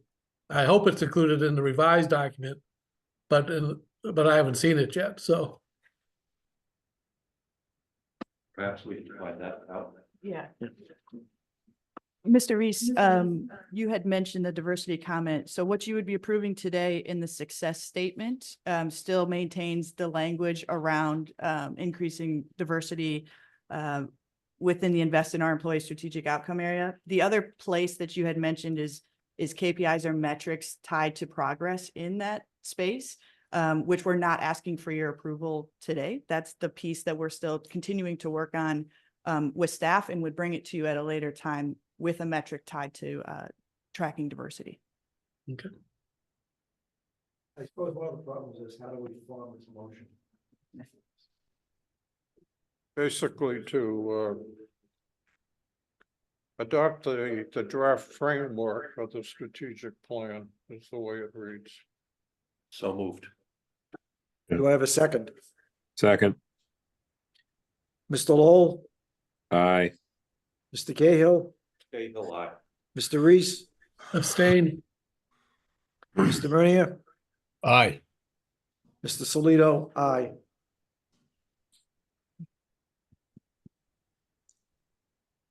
So that's all in the affirmative for those present, and on to the board. A motion to adopt the draft framework for the strategic plan.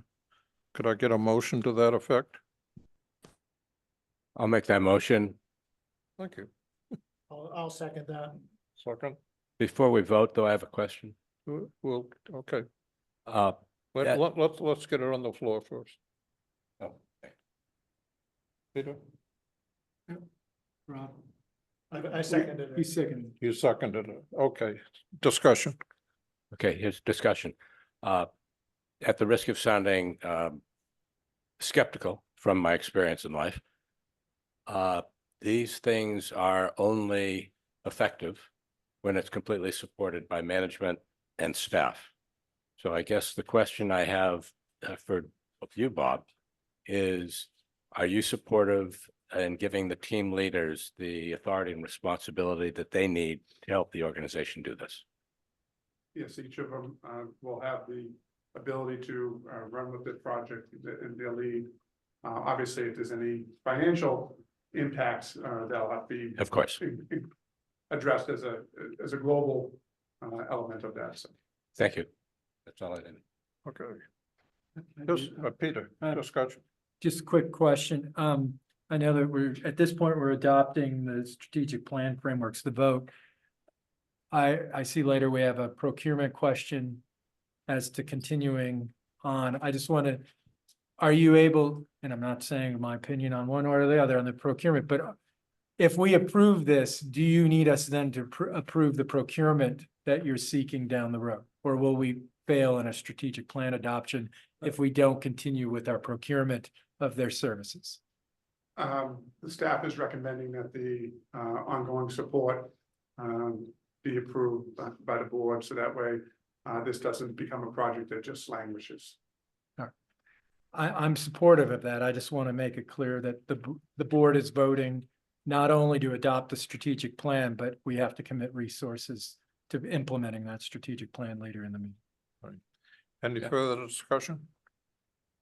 Okay, all in favor? Malcolm, I. Jeffrey, I. Jones, aye. Rob, go for it. I was ready to adopt this in the beginning, and after hearing all this stuff, I am even more so. So yeah, Rainey, aye. Thank you. Then that's Thank you. 4 in favor, unanimous of those present.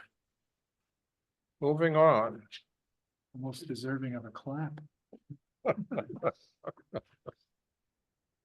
Thank you, Julia, Emily, and Janine. Thank you. It's the general manager's report on IT review. Well, with us today is Tom Innes from Givus LLC, who would like to present the current draft of the IT review for your consideration. Yes, thanks. Good to see everyone. And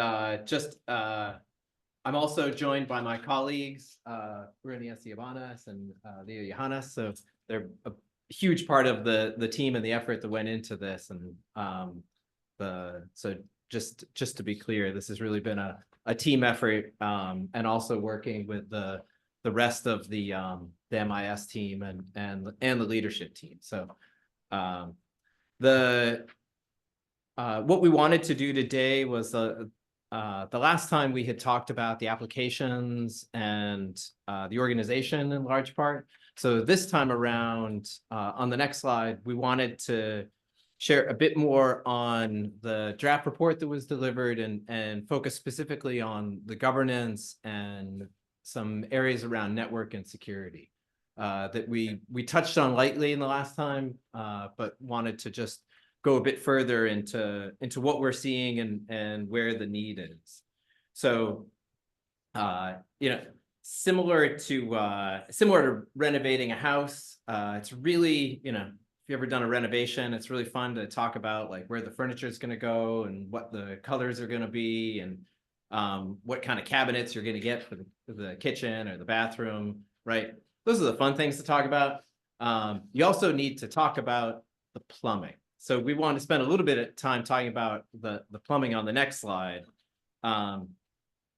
So data infrastructure is really critical to all systems. This is really the piping that keeps everything working. And so just as a reminder, what we mean by this. So connectivity is everything.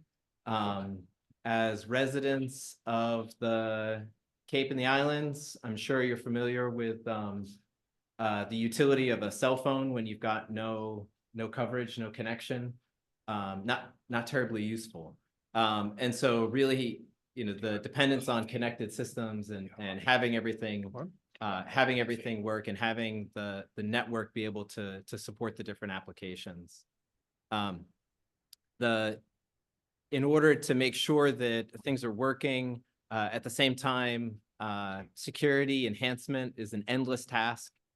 That there's always room to progress because there's always going to be continued security concerns, and I'll get into some of what we mean by that in terms of what does that mean a little bit more specifically, and then also that hardware and software also need constant refresh, ongoing refresh, and by refresh, specifically replacing systems, installing patches, and removing single points of failure. So I mean, back to our plumbing analogy, my neighbor once was trying to renovate his own bathroom and managed to hit the only toilet in the house with a sledgehammer. That represented a single point of failure for that project. So it's really making sure that you've got, backup systems, you've got other ways of doing things, you've got ways to reroute, reroute messaging, reroute the connectivity so that you've got resiliency in the system. Camera to people who are qualified. Yeah. To give you a sense of that, on the next slide, we borrowed from a BCG analysis, looking at the connectivity of systems and the complexity of systems. So this particular image highlights all the different systems that are part of connecting to a vessel, and each of these components needs to work together, and by having all these systems tied together, these are necessary for operation. These are necessary to achieve your goals of a modern operation. But they also, the challenge is that each one of them also represents, whenever you have a new system, it represents a point that you have to make sure is secured, that is not vulnerable to, external interference. So when it comes to navigation, communication, sensors, if you're, as you're talking about going down the path of increased energy efficiency, really that comes down to then your power plant management and systems for monitoring that.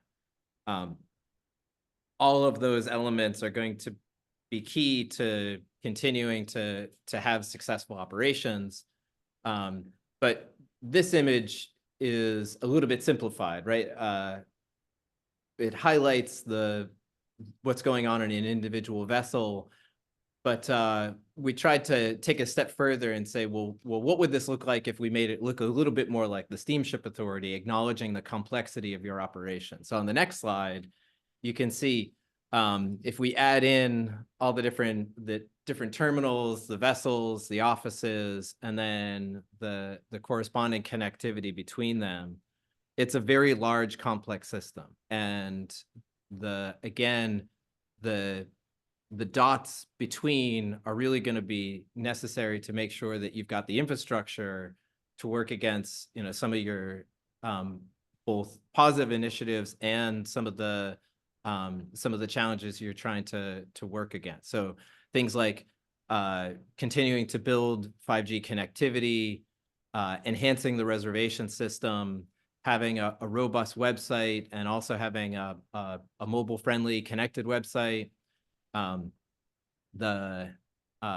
enhancing wayfinding, looking at ways to improve electronic signage, et cetera. I already mentioned complex marine systems. And then, as was just highlighted, strategic reporting. So how do you make sure that you're collecting the data needed to be able to compute and share the KPIs? So all of those are really dependent upon having, again, a strong network and a strong infrastructure. So in order to do this well, you need to have strong governance. So on the next slide, this is just an example, but to give you a bit better of a sense what we mean by an IT governance. So the thinking about a governance committee that's made up of members of leadership meeting on a regular basis. So that needs to be figured out bi-weekly, monthly, and working to make decisions such as, and this is one way it could be structured, but this is something that we're proposing would be a next step, is to look at, okay, how do you balance project governance and investment into infrastructure in the network? That, you don't want them to be competing priorities, but there is going to be some competition in terms of resources, and there's resources that need to work across projects and managing and maintaining the network. so what that would look like, the governance committee would help with things like, developing and monitoring the technology roadmap, defining priorities, defining timelines, thinking about how do we make sure that there's champions for projects? So just like the strategic plan implementation is going to be, dependent upon team leads, making sure that individual IT projects also have, individual champions who are looking out for the resources and what needs to be successful. There also needs to be a process for evaluating new opportunities. One of the challenges you have is making sure that good ideas both, make it to the surface, but also you get away from being reactionary, where you're constantly trying to respond to new ideas that might be a good idea coming from different stakeholders inside or outside the organization, but having a process to really evaluate that and say, okay, this is a really good idea, but we're not going to do it yet. We're going to do it maybe 3 or 6 months from now because it aligns with some other things we're going to do, and that's going to be more efficient. And again, helping that balance between projects and maintenance. So the one of the first questions will be the staff augmentation. So we had identified and shared in our report that there were a couple key roles that we saw as missing that we expected to see, given that today you have a real dependence on internal development. And just to give you a sense of what those roles are, so a project manager, a database administrator. So really, database administrator is somebody that helps you make sure that your databases are responsive, they work quickly, and give you the information you need. Having quality assurance, so having a process for testing and having dedicated roles. Quality assurance, people are amazing at finding everything that's wrong, so that you can fix it before it gets deployed. We have on here a user experience designer. So this somewhat depends on some of the direction you take going from here in terms of how much you continue to have a reliance on the internal development versus this question of, do you go with an external reservation vendor? Certainly, if you go internal, you're going to need somebody who's focused on user experience design. A user experience design was a key member of the website development team, and because they have your web development team had all these roles represented. And then the last one we just want to highlight is having business analysts. So having people that can document processes, document requirements. Over time, they sit between technology and the business to make sure that the needs of operations are reflected in the technology. So we wanted to highlight a couple different decisions that we saw were critical in terms of the timeline for the reservation system. Given that you've got less than 2 years left with the existing vendor before they exit the market, so having a clear decision on what the contract is going to look like with that vendor, to finalize support for the existing system, that we've identified a number of team roles, but that really needs now an approach that might be part of the governance process, but we just want to highlight that now needs a decision. And then the last piece is to make all this work with the reservation system, to have the planning effort. And so just highlighting to have the decision on additional support to help plan that process. To give you a sense of the our proposed timeline, so between really end of January, beginning of February, through the end of September, to do a couple things in parallel. So to start the governance process and then have governance meeting on an ongoing basis. So really nailing down at least the starting point to the governance process, and then it can be refined over time. It doesn't have to be perfect. It really is something that can evolve with the organization, and the organization gets better at it. But while that's started, then also looking at the reservation system functionality, what does the system really need to do? And that's both a combination of looking at what does the reservation system do today, and then also looking from an operations perspective, what does it need to do? So doing some workflow analysis, business process review of what, in some cases, we had seen that there were elements of the reservation system that have some legacy to them. And then if you remember the diagram from last time, there were a number of systems that have been developed in-house to make up for some of the functionality that wasn't in the reservation system, and hasn't been part of the maintenance of that system.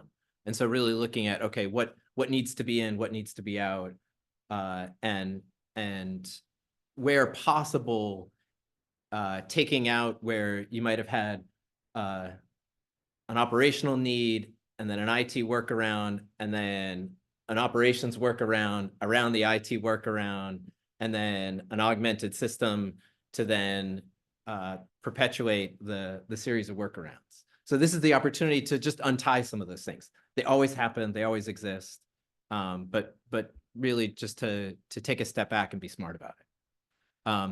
While that's happening, also get smarter about the market. What's the market have to offer? Where have outside vendors solved for some of the challenges that the Steamship Authority is faced? They look at where maybe there's been some creative ways to improve the reservation system functionality, and going all the way from initial visit to the website all the way through when the ticket is collected. What are all the pieces that have to happen? There's some functionality we know is critical to how the Steamship Authority works today, and is very specific to I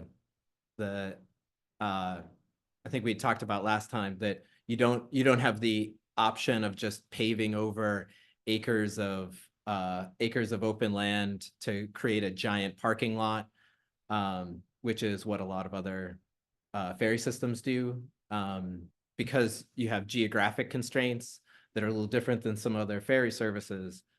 Making sure that the functionality exists to support how it needs to work within the terminal constraints. That'll all go into two things, both a cost assessment, a cost model, and then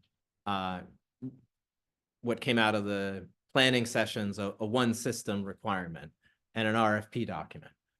So capturing, okay, what does the system need to do, and then also translating it into something that outside vendors would have the opportunity to bid on. Now, there's an error in this slide, which in the interest of brevity, we put board review. So apologies that it should be board and port council. So sorry about that. But the idea would be that as we get to the cost model and we start really working on the one system requirements and the RFP, that becomes then as much as possible an iterative process. Gets a little tricky as you're getting to an RFP document, because that becomes then an RFP process, and that has some provisions around it. But certainly the what's going to go in the system and how that's being thought through. On this timeline, the plan would be you'd be ready in an, you know, an October to December timeframe to then put that RFP out to market.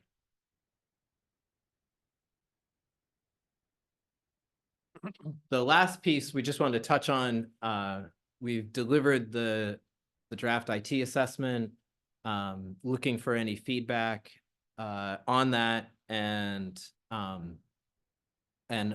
our intent is to then make final changes and be able to submit that by the end of the month. Do you have a final version?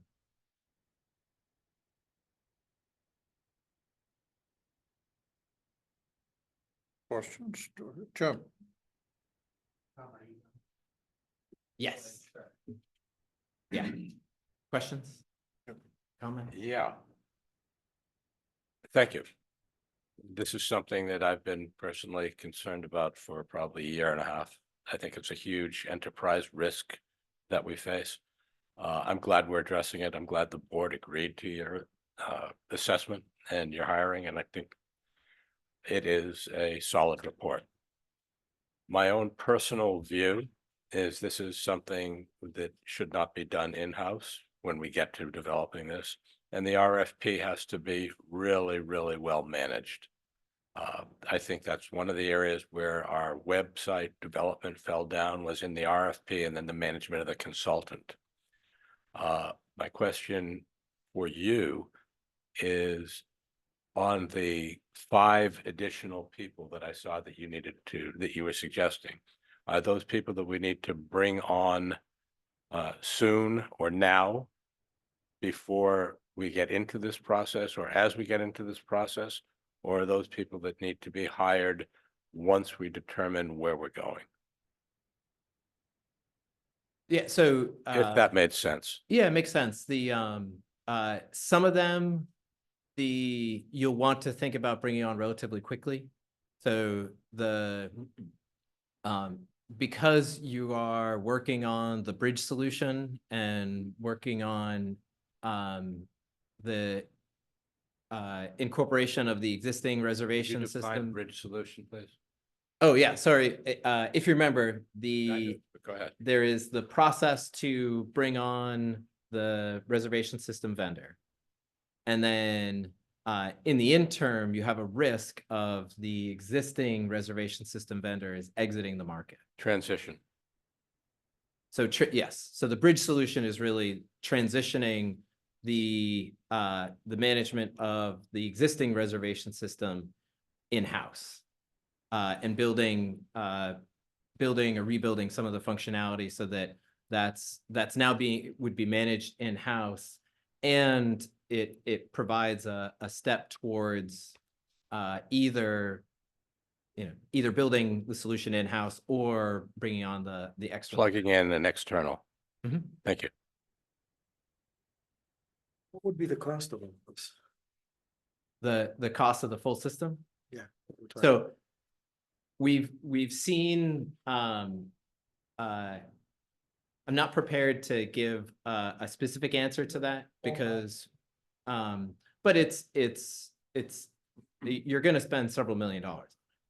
It's a significant lift. So Several? So more expensive than the website. More than 2. Well, more than 3 now. That's gonna say that. I think it's more than 3. Over what period of time? Yeah.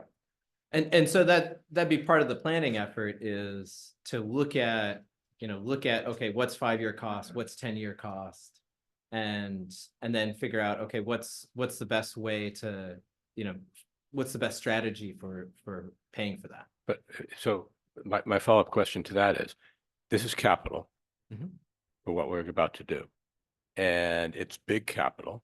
We've got a bunch of capital things. So we need to get a sense, however we go through this process, of what it is we're going to be looking for and what we're going to need, and then how we're going to fund it. So, and I would just say for the record, several, I think, is very low ball. So it'll end up actually depending upon what route we end up taking. There may be they're just software as a service, which I think under GASB requirements would be an operating expense as opposed to a capital expense. So, regardless, it's going to be expensive. I think some of these elements, the positions that you're mentioning, those would obviously be operating costs to be bringing those people in. So. Thank you. Yes, Jim. I'm just kind of, following up with Jim's question. It's, you've talked about, the IT staff augmentation. I just in my mind, and if you confirm, it seems to me that we need a business analyst yesterday in terms of being able to look at our reservation system functionality as it applies to operations, and then what are one system requirements. Is that part of what your recommendation would be, that we need a business analyst out of the, would that be the top priority for our IT staff augmentation? So I think, I wouldn't want to go too far in terms of saying exactly whom, because I think that's, in part, Steve and his need to help lead that. We saw that, from our perspective, right now you've got a lot of developers. And so how do you build the team around that development team? So it could start with project management. It could start with a business analyst. It could start with a database administrator. It's a little bit, where can you get the resource first, in part, and then also what would be the onboarding that would make sense. So to bring on a couple resources over time, not to just, bring in a whole team, but fold the resources in. But certainly the need is going to increase, 6 months from now, 6 months from now, 8 months from now, as we're getting through the planning process and it becomes more clear what the direction is going to be. Okay. Thank you. Timeline. How long do you think this process will take? Well, we had put together a high level timeline that's it's actually on slide 13 if we want to put it back up. It's in the appendix. So, we looked at, okay, what would be a 3-year timeline to get through this process, acknowledging that at the end of 2025 is where the existing reservation system vendor is planning to exit. So that's why a planning effort in 24, start the RFP process in 25 to either bring on an external vendor or commit to an internal development, and in parallel complete the bridge solution so that you're not left hanging. Because it might take, depending on the vendor, depending on the procurement process, it might take the vendor, a year, 2 years to configure their system to meet the Steamship Authority's needs.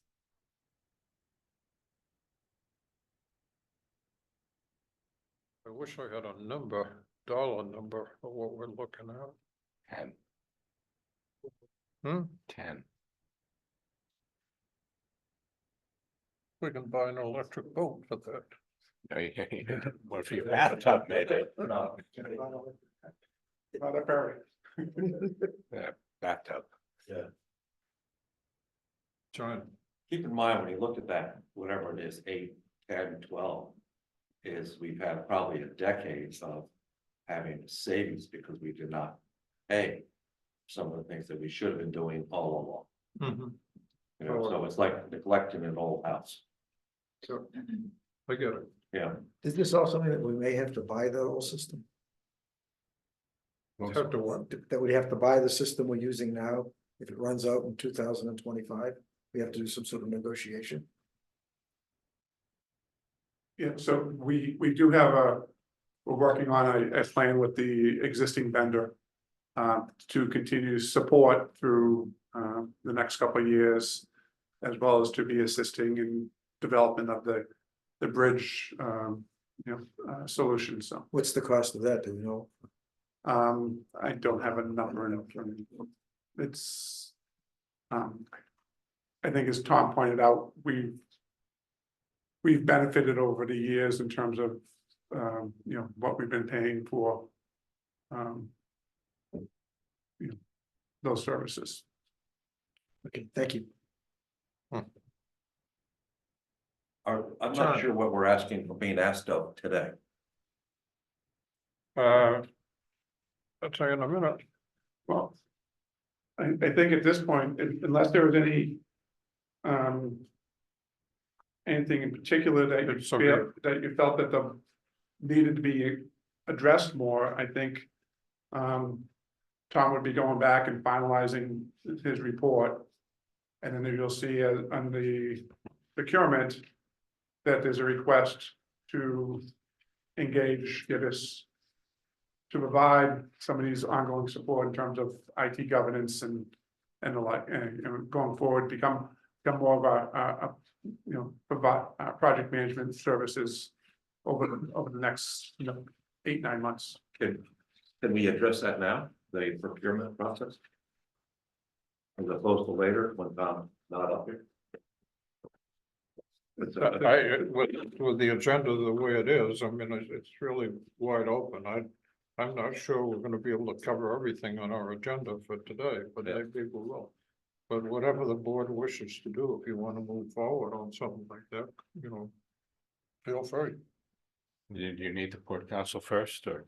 I mean, I'm happy to make a motion for the board that we listen to what the proposal is in procurement and move forward. Time is of the essence here, I think. Yeah. Okay. And I would ask the same from. I'd like to make a motion that we discuss the procurement process now for Gibbs. Do I have a second on that from the Port Council? Second. I think Matt's. Okay, thank you. Yep. So are you vote? We'll take a vote on this, please. I'm sorry, Cook. No, that was Rebecca. Okay, I'll take a vote on that. Mr. Lowell, Aye. Mr. Cahill, Aye. Mr. Reese, Aye. Mr. Murnier, and Mr. Solito. Aye. Rob, I didn't hear. I am. Aye. Yeah, okay, thank you. Somebody on the board want to repeat that motion? I'd make that one. Made. Question, what is the motion? Are we going To to? bring up this procurement question. Oh, so we're moving to change the agenda? Yes. Oh, well then I'll second. Okay, no further questions. Roll call, Jim, Malcolm, aye. Peter, Jeffrey, I. Randy, aye. Jones, aye. Morris seems to be online. Morris is online. More is Oh, Maura, is Maura online? Tierney, aye. Okay, so, okay, so you got a unanimous vote. Thank you, Maura. Good to see you. Thank you. Good to see you too. Okay, so if Procurement. that's the case, staff, request a vote of the board to authorize the general manager to execute a contract for continued support for contract number 07-2023, Information Technology Management Consulting Services with Gibbs LLC at an estimated cost of $360,000. As you're aware, back in April, the members voted to award the contract to Gibbs based on the recommendation of the IT working group. Last month and now you've been presented with the with Gibbs's findings, the total estimated costs, the scope of it, which is to develop and facilitate an enhanced IT governance model to support strategic alignment and prioritization of all SSA IT initiatives. And then secondly, to support efforts for the reservation system replacement. So So we'd be asking for the members to vote to authorize the general manager to execute the contract for continued support for contract number 07-2023 with Gibbs. Okay. Yes. Yes. And just in terms of the support for the reservation system, does that include assistance? And just for the public as well to know, because I've read the contract, but assistance in terms of drafting the RFP and evaluating potential responses? Yeah, those were elements that we had talked with Tom and his team in terms of getting us to the point that we're issuing the RFP. And then I think at that point, we'd have to reevaluate what additional services. If Okay. Okay. Would the Port Council wish to make that motion? John? I'd like to make the motion that we approve the procurement that Mr. Davis just mentioned. Do I have a second on that? Second, Mr. Chairman.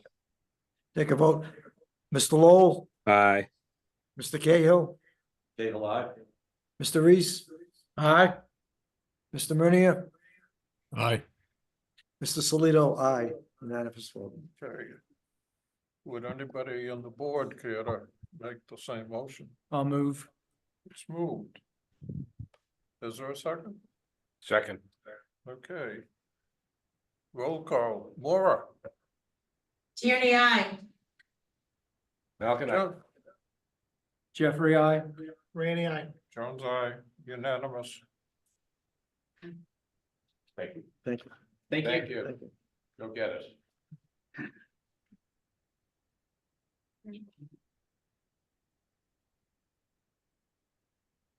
All right, so try to keep this brief. I know we've been long meeting here. So next item, staff would like to request a vote of the members to approve the sale of high-speed passenger ticket books at a 20% discount prior to the resumption of the MVINO coming back online on March 25th. We've done this now for the past 12 years, offering the 20% discount for it. And I think over the years, it's been about 45% of our ticket book sales occur during this time period. It's to build back some loyalty to that service where it doesn't operate year round. And also to provide the islanders with a discount means to be able to make their necessary travel. So that's the recommendation that the board vote to approve a 20% discount on the price of all electronic passenger ticket books with a high-speed ferry during the period of Sunday, March 17th, 2024 through Saturday, March 30th, 2024, as proposed, and to allow the general manager flexibility to change the proposed preseason sale dates should the return service of the INO be delayed for some reason. Port Council or board or both? This would be both. Do I have a motion? So moved. Do I have a second? Second. Thank you, Mr. Mr. Lowell, Aye. Mr. Cahill, Aye. Mr. Reese, Aye. Mr. Murnier, Aye. Mr. Solito, aye. Unanimous vote, Mr. Chairman. Yes. Would anybody from the board wish to Move. make the same motion? Move the motion. Okay. Motion is made. So second, Second. any discussion? If none, roll call vote. Mr. Rennie? Rainey, aye. Jeffrey, I. Jones, aye. Malcolm, aye. Tierney, Laura? aye. She was an I. She said aye. Oh, I didn't hear that. Okay. Tierney, aye. Okay. That does it for me for the moment. Excuse me? That does it for me for the moment.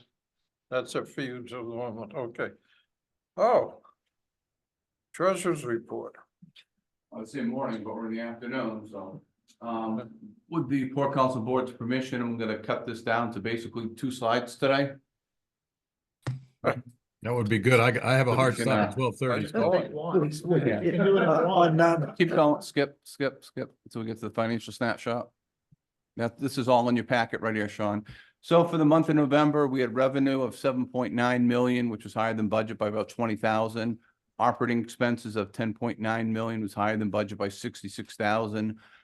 Putting this together, we had a net operating loss of 2.56 million, which was lower than budget by 334,000. Additionally, we had capital grants of just over 6 million in the month of November. Those were for the electric buses and the first reimbursement on the ferries.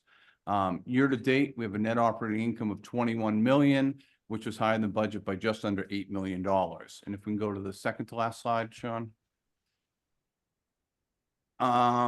Passengers carried for the year, and these are unaudited, ended up being both routes combined up 18,000 or 0.6%. And on the next slide, vehicles carried on the Nantucket route were up 641 vehicles or 0.5%, and the Vineyard route was down just over 5,100 vehicles or 0.9%, and that's a one-way travel.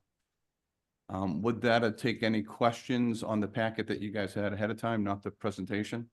Or the presentation. Any questions? Just as a comment here that, you know, there's been some requests to shorten the report, but I want to put out to everybody is this what everybody wants? You know, do we need, you know, more review of this subject when we come to our meeting? Just to tell you, the town of Barnstable now has moved the town manager's report to pre-recorded before the meeting, and the councilors come in at the meeting and they will ask any questions that they may have from the town manager's report, which usually in the town of Barnstable is very lengthy. And that's what they're doing. And our treasurer's report can be lengthy at times too. So I guess I'm just, you know, putting out the thought, you know, whether this condensed report is all we want in the future, or should we go back? And I'll just leave that on the table. Go ahead. Thank you. Thank you, Mr. Chairman. What I would love is to get the full report, the full packet on the Friday before our Tuesday meeting. Yeah. And then have any questions that I see from that report and raise them at the meeting, and then have a couple, 2-3 pages, as Mark just did, presented so the general public can see them. But in terms of the multiple page reports, I think it's a waste of management's time and our time to listen to the lovely recitation of things that are on a slide that we could have had 3 days in advance. You know, let us focus on major things like the capital issues and so on that we're facing. You're not offending me. Less talking is better. Mr. Munia has the same. I do, you know, for myself, I do appreciate the collected data. Yeah. And I go over that and things, and there's 2 or 3 things that I look for. And one of them is the vessel mechanical issues. Yeah. Because I think that's kind of an earmark of what we're doing and how we're doing it. And Canary in the coal mine. and the interesting part of that is that you know, Washington State Ferry, which is always, you know, is held up as one of the best ferry operations in the country. Our canceled trips through mechanicals are a fraction of a point. Theirs is over 2 points, and their goal is to get it down to 1 point. So that's got a lot to say about the work and the due diligence of the engineers and deck and dock people and everything else, and it goes around. So I just want to raise that up, and I thank them for their due diligence. So I will go beyond that now and call for a vote here. That's I think Mr. Rainey has. excuse me. Mr. Rob had his hand. Who does, Rob? Rob. I'm sorry, I couldn't say it. Yeah, Rob. Yeah, hi.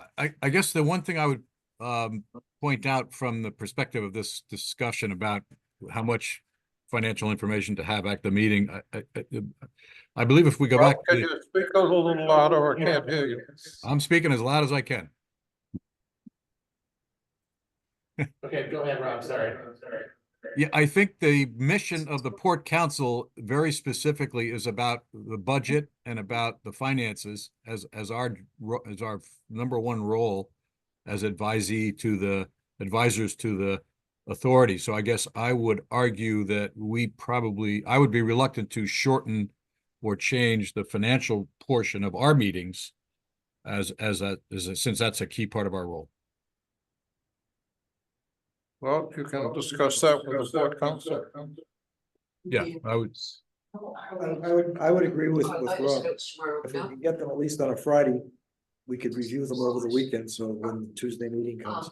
And maybe not as in-depth, but maybe a lot more than what you're giving to the Absolutely. You'll have them on Friday and I'll take all the graphs out. And if anyone has any questions, they can ask me. And then the board can always look at what was said at the Port Council's meeting. Yeah, you know, For the. and you can keep the graphs when you send them to us, but you don't have Yeah, to put them not up for at the the meeting. public, yeah, But not for the presentation. public, not for the presentation. How's that, Rob? That sounds good. And one other thing is I have a hard stop at 12:30, unfortunately, so I'm going to have to drop in 3 minutes. Oh, okay. Thank you, Rob. Just, oh, God. All right, where are we? Go ahead, Matt, I can hear you. Just, Mr. Chair, both chairs, I want to just reiterate what Mr. Jones said and what Rob Munier said. I just want to throw in I have to kind of reflect back to Art Flathers back in the day. And all his concerns are in these reports and that yearly cost of service analysis. Obviously, that detail is not what we need at monthly meetings. I'm not suggesting that, but that came from the points that he used to raise about the small stuff, the number of trips, the cancellations, what rates for vehicles, the truck rates, all these different things that Mark's got in there are important. The other thing is the public that's on the meetings. I know we don't have a lot of attendees and there's very few steamship junkies out there, but the ones that are, watching and listening and want to know these things, I think it's kind of important to have maybe a Cliff Note version, at least, of what Mark's doing for each month. And also if there's a storm or something that needs to be explained, like we've had months where we lose a ton of money because of weather in one weekend, say in August, something like that happens. And that's stuff that we need to know. And also the hedging and these kind of things, are important information. So I agree that our meetings should have the same level of detail that we have now. Thank you. If I may, Mr. Chair, I don't know whether Rob has a limited time frame. I don't know whether the board and Port Council would want to take out of order the election of officers for the Port Council before Rob was to leave the meeting. Oh, okay.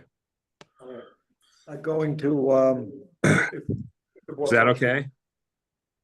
Approved. Yeah. I was hoping to sneak away before that happened. Under old business, the election of officers, I will open up the board to nominations for chairman of the Port Council. Yep. Nat? I'll make a motion to appoint Rob Munier as chair of 2024 for the Port Council. Second. Is there any discussion? Close nominations. Taking the vote, Mr. Lowell, Aye. Mr. Cahill, Aye. Mr. Reese, Aye. Mr. Solito, aye, Mr. Murnia. Aye, thank you. That's right. Thought I could sneak out of here. Congratulations. See you later, Rob. Thank you. I will now open up for nominations for vice chair. I'd like to nominate Nat Lowell as vice chair. Do I have a second? Second. Any discussion? Nominations closed. Mr. Cahill, Cahill, aye. Mr. Reese, Aye. Mr. Solito, aye, Mr. Lowell, Aye. I'll open up nominations for. Oh, Rob, you still here? I'm sorry, Rob. I thought you left. Mr. Munier? Aye, now I'm gonna drop. Thank you. I will Congratulations. now Rob. open up nominations for secretary. Go ahead. I'd like to nominate Mark Reese. Do I have a second? Second. Discussion? No discussion on closed nominations. Mr. Lowell, Aye. Mr. Cahill, Cahill, aye. is Mr. Reese still with us? Yes, No. I'll vote for myself. Trying to exit fast. Mr. Salito, aye. Mr. Reese, Aye. congratulations. I assume somebody's gonna tell me what secretary's responsibilities are, but that's Sign okay. your name, I think. Okay.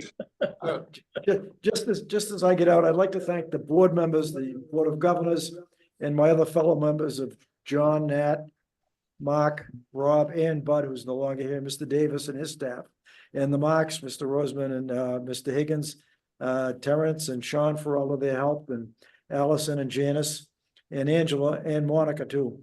And also Lee Cromier over in the Vineyard and his staff. They've been very, very helpful, both of my 3 years on the board and as chairman. And I'd like to thank you for your help, your guidance, and your patience. And may I interject, Mr. Chair, or Mr. Former Chair? Good job. Don't forget Mark A. We have all these marks. We're gonna have to work, we're gonna have to work on Moving that. on, I think we're at the capital. Capital budget? Wanna? No. As a point of order. Does that mean that Mr. Lowell is now taking over as the vice chair, or do I continue for the rest of the meeting? The rest of the meeting, you can stay, just. Okay, thank you. I just,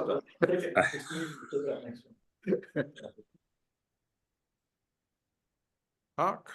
All right. Capital budget. Okay, so on the left column here in row D is the amount of funds we have net available in our capital in our special purpose funds that are used for capital projects of $29.2 million. This is what we're estimating in column F between transfers from our operating budget to our capital accounts of about 15.5 million. We have another $32.5 million worth of grant money that's already been allocated to these projects.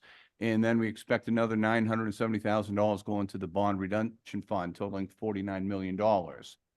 We currently have about $67.7 million in projects. Those are the $52 million is the vessels, and $15 million is for projects like the Woods Hole Terminal, HVAC, and transfer bridges on the Vineyard in Nantucket. There's a request in for about $8.4 million for new projects this year, which leaves a balance of $2.2 million for capital projects. This doesn't reflect the cash flow. This is the allocation of the funds in these cases. So for instance, the third boat, don't anticipate spending any very minimal money this year on that third boat, for example. So looking at the request for projects this year, I'm just going to go over a couple of them. For highlights, we have $2.2 million for electric buses and $861,000 for the corresponding charging stations. We have $775,000 for side loading of the MV Woods Hole. We have for Tom from Gibbs's plumbing, $1.5 million for the networking for the IT systems. You know, if we don't have a good platform, the systems aren't going to matter. So that's getting into this year's budget. And then we have $375,000 in there for a design of a new vessel that Mr. Higgins mentioned earlier. And Joe, we do have your generator in there for Oak Bluffs. Any questions on the projects?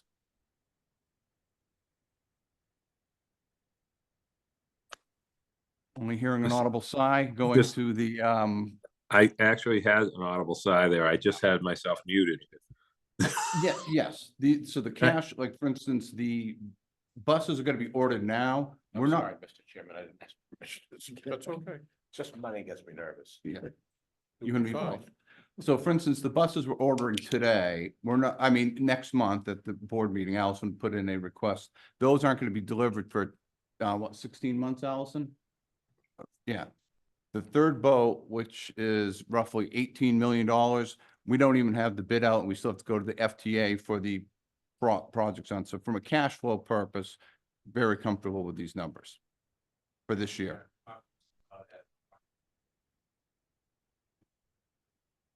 Not English, I suspect. The, a Woods Hole type vessel or the Woods Hole. Do we have, are there capital expenses that we're gonna see this year as we move forward? There's 375,000 allocated for this year, and then another 375 for next year for design of a new vessel, Engineering work. engineering work. And that's sufficient. That's the estimate that we have right now, and we can adjust that number. And before we went ahead, we would come to the board for approval for that. Mr. Lowell has his hand raised. Yeah, can you guys hear me okay? No. Hold on. You can't? Now we can hear you. Is that on purpose, Bob?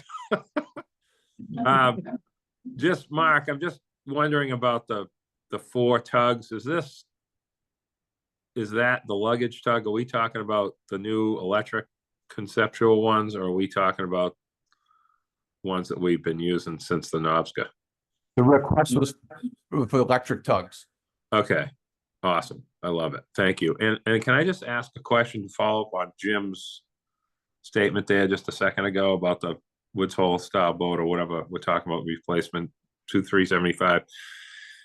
Do we have a sort of I don't know if the right word to use for this with the company in Seattle? I know we work with them all the time. Are we working with them on this plan directly, or do we have to start over with If I may. So Bob knows what I mean.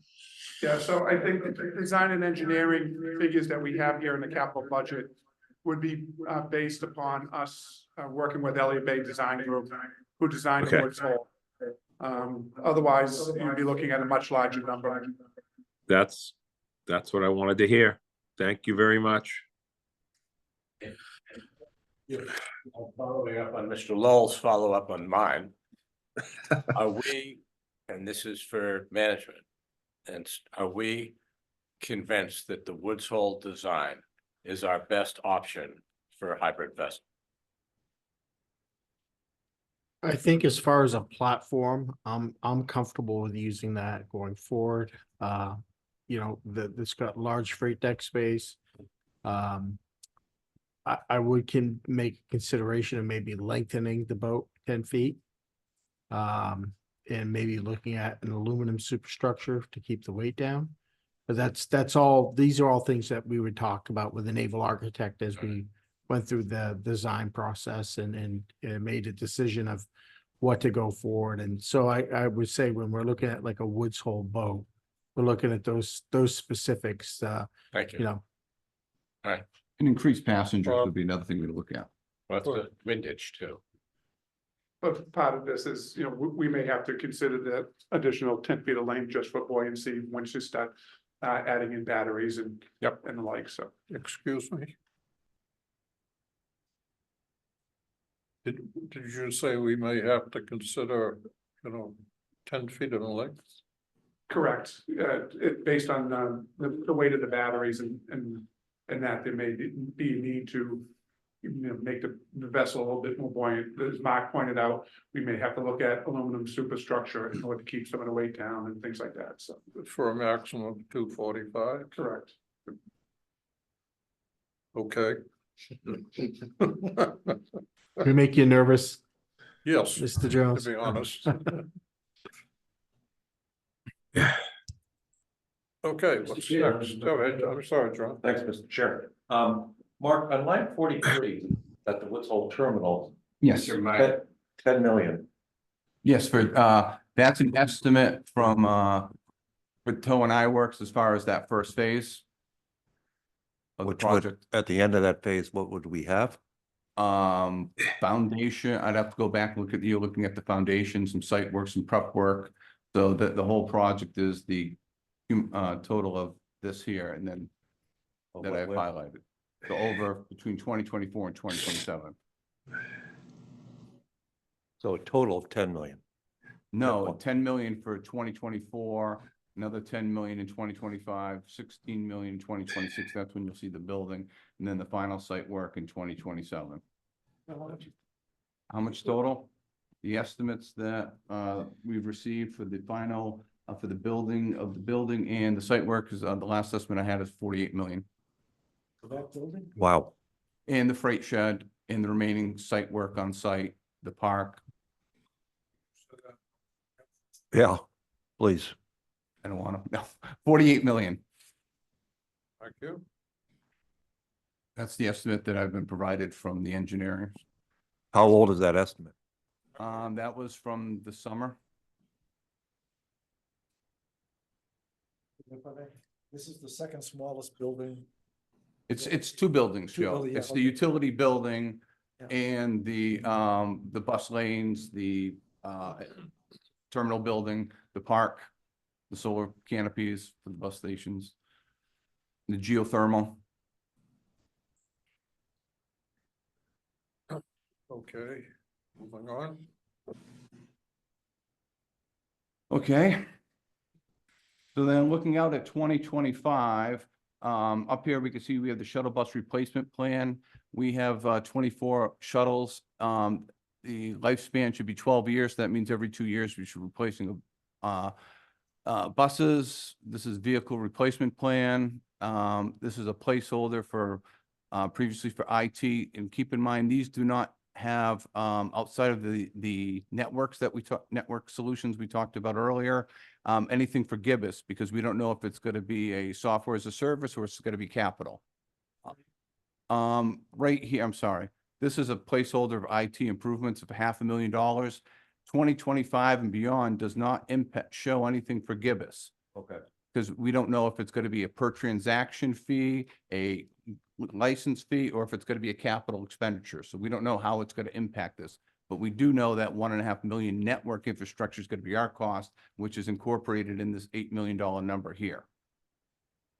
Okay, we have $1 million looking forward for the Nantucket Terminal feasibility and resiliency. We'll be applying for grants for that, as well as applying for grants for almost all of these projects. Going further to the right, we can see here, we're looking at $65 million for a Woods Hole project in 2027. That's the Woods Hole vessel, and then about $13 million for a hybrid cost. Resiliency, are you talking about water level? Are you talking about snowstorms? What are you talking? We're looking at water level, looking at feasibility, where does it go on the property, tide conditions, all of that. Surge. Exactly. You know, where should it go? How high does it have to be? Yeah. You know, how does it tie in with the rest of the town? Scrolling to the right on that. And then we'll also be applying for design and engineering of that project, as well as we have a placeholder here for $50 million in 2030 and 2031, which that number is probably low, to be candid.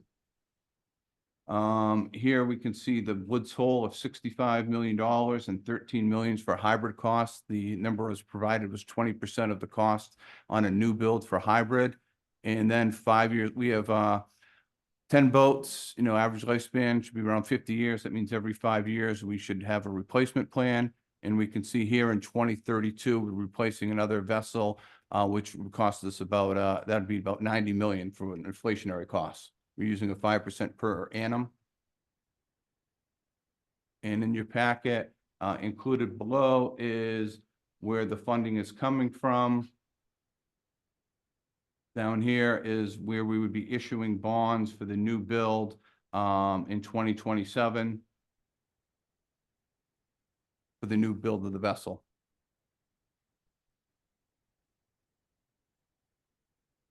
So that's what the capital budget forecast is. If it's okay, I'll stop sharing the screen unless there's any questions. What's on the screen?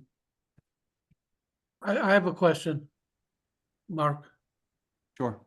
The 150 million in authorization that the legislature gives us, is that I seem to recall that we tried to get that increase. Does that reflect that increase, or are we still waiting on that? No, that's been approved. We do have 150 million bond authorization, Okay, and that's right in this section here. yeah, I just want to Yep. refresh my memory as to whether that we asked for it and we got it, so thank you.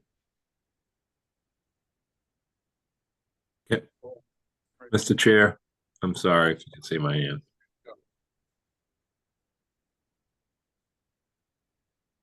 Yeah, Yes, thank you for seeing me. I'm not sure if this question goes out to Bob, Mark, all the Marks, or 2 out of 3 of the Marks, and Bob.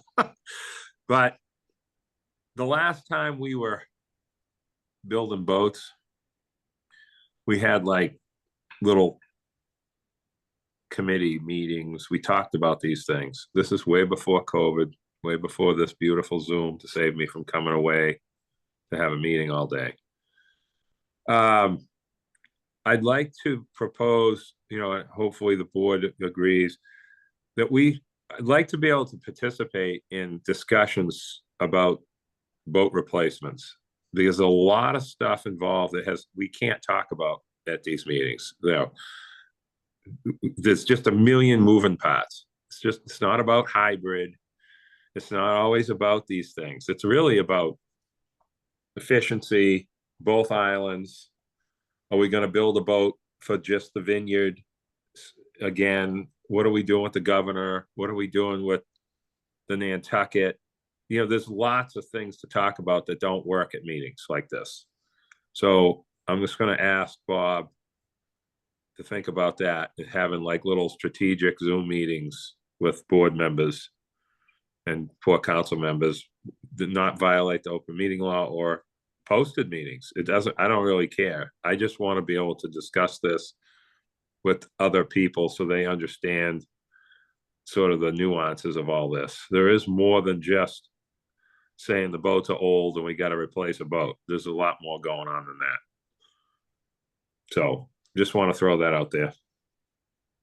Bob, So if I may, when we did the, design, process for the MB Woods Hole and previously for the, Island Home, there was not only internal, process, but there was also an external in terms of stakeholders and, whether it's, board or port council representatives, input and things like that. I would anticipate that would hold true to this as well.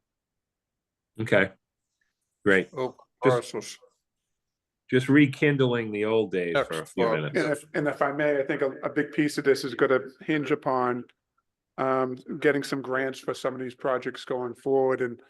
And maybe this is a good time to introduce Caroline Mundoon to the board and port council.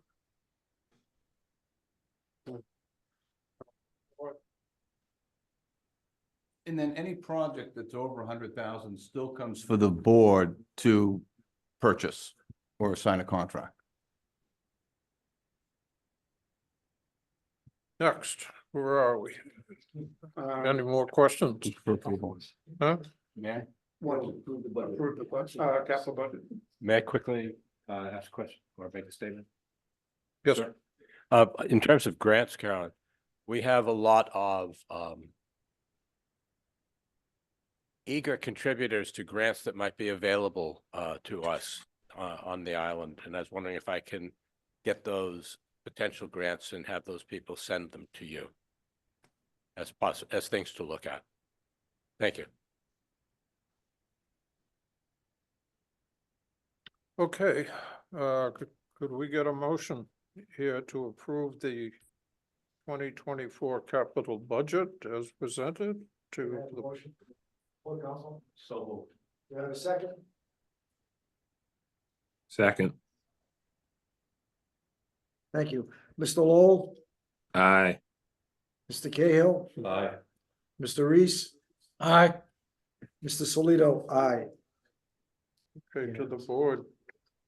Could I get a similar motion to approve the 2024 capital budget? As presented, so moved.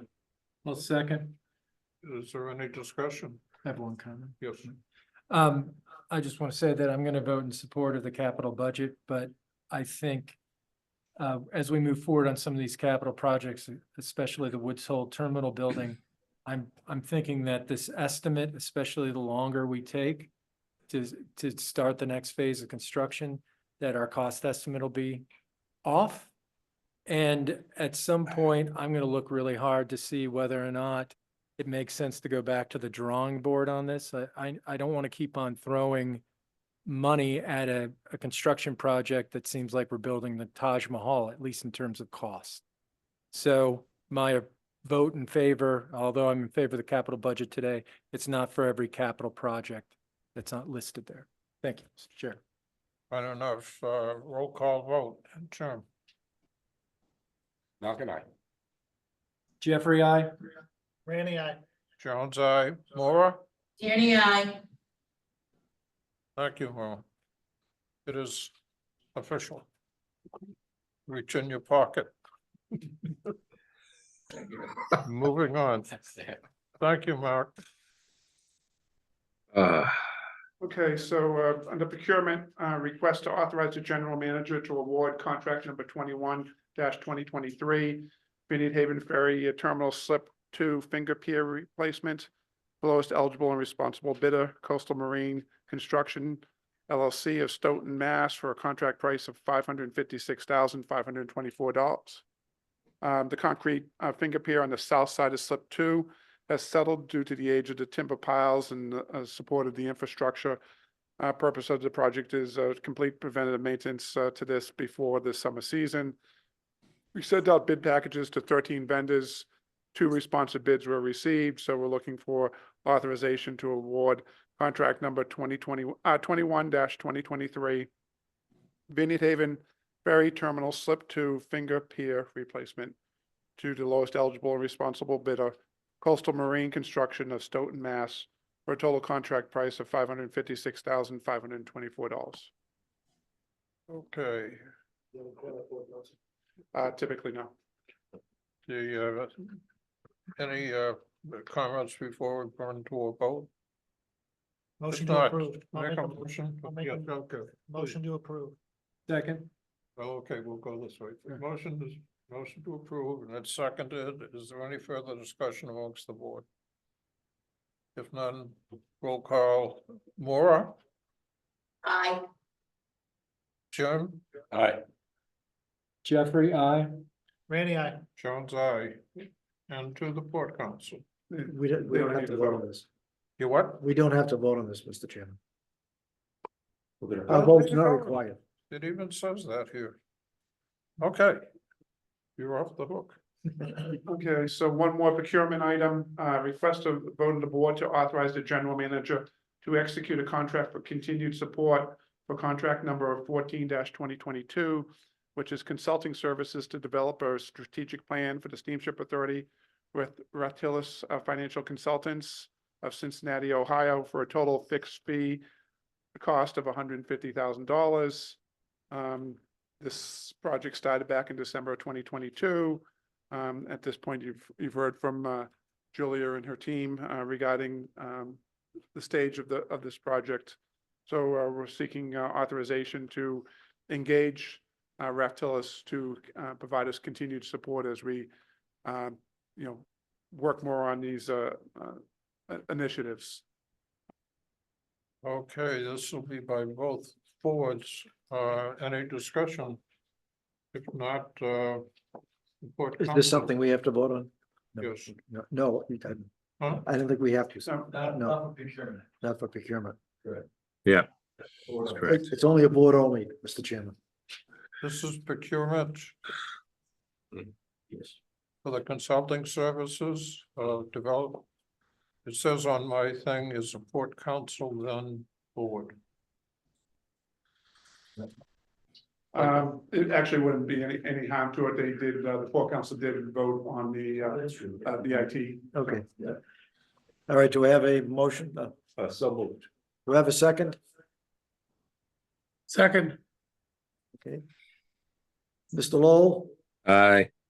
Mr. Cahill, Okay, a lot. Mr. Reese, Aye. Mr. Salito, aye. Moving to the board, a motion. So moved. Second. Moved second, any discussion? Okay, roll call vote, all in favor? Aye. Mr. Rennie, Sorry. Jim, Malcolm, aye. Randy, I. Jeffrey, I. Maura, Tierney, I. and Sean's aye. I just want to show the Port Council how important you are. I appreciate that. And I misspoke, there is actually one more procurement. Request the vote of the board to authorize the general manager to execute a purchase of technical services to perform an overhaul of the MV Woods Hole MTU port main engine with Stewart and Stevenson LLC of Marlborough, Mass. For a total contract price of $172,465. The Woods Hole is scheduled for a repair period January 10th through the February 23rd. And as part of that, the port main engine needs to perform a 36,000 hour overhaul of its main engine, of one of its main engines. The cost of the technical service to overhaul the port main propulsion of $172,465 is not included in the 2024 operating budget. But this SSA finds that we don't have the machinist available in order to perform this overhaul at the current time. So we have the parts. It's now we just need to have technicians come in to do the overhaul. So Stewart and Stevenson is the sole source parts service and sales for MTU engines in this region. So we're looking for authorization for to have the general manager execute technical services of overhaul of the MV Woods Hole port main engine, including the turbochargers, injectors, fuel pumps, lube oil pumps, cylinder heads, liners, pistons, and miscellaneous spare parts under purchase order 0030339 to the sole source authorized company of Stewart and Stevenson Power Products of Marlborough, Mass. For a total contract price of $172,465. Just, Okay, this will go to the board. do I have a motion, please? Oh, just the board. or the board? So moved. It's moved, or is a second? I'll second. Second, any discussion? All in favor? Aye. Roll call. No.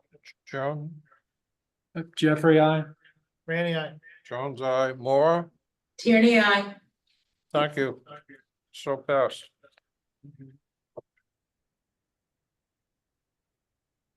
Okay, We've already done the election. Yeah. information technology, No, we already did that. that's done. Yeah. The vote of the board is done. Port Council. Looks like we're gonna go to, It's a meeting date, so I think at the last meeting, there was a request for more of these joint meetings between the board and the Port Council. So in the packet, we do have a schedule for what would normally be the 2024 dates for Port Council meetings. But we also included a draft of where staff would, if they did want to, if the board and Port Council so choose to have joint meetings, that these would be our recommendations. Essentially, the June meeting on June 18th, the September 17th meeting, which would be coincide with the presentation of the 25 operating budget, preliminary operating budget, and then again in December. So. well, so for discussion, Peter. If I'm reading this correct, both the June and September meetings are on Nantucket? And if they are, I just, while Nantucket's lovely and I always like to go.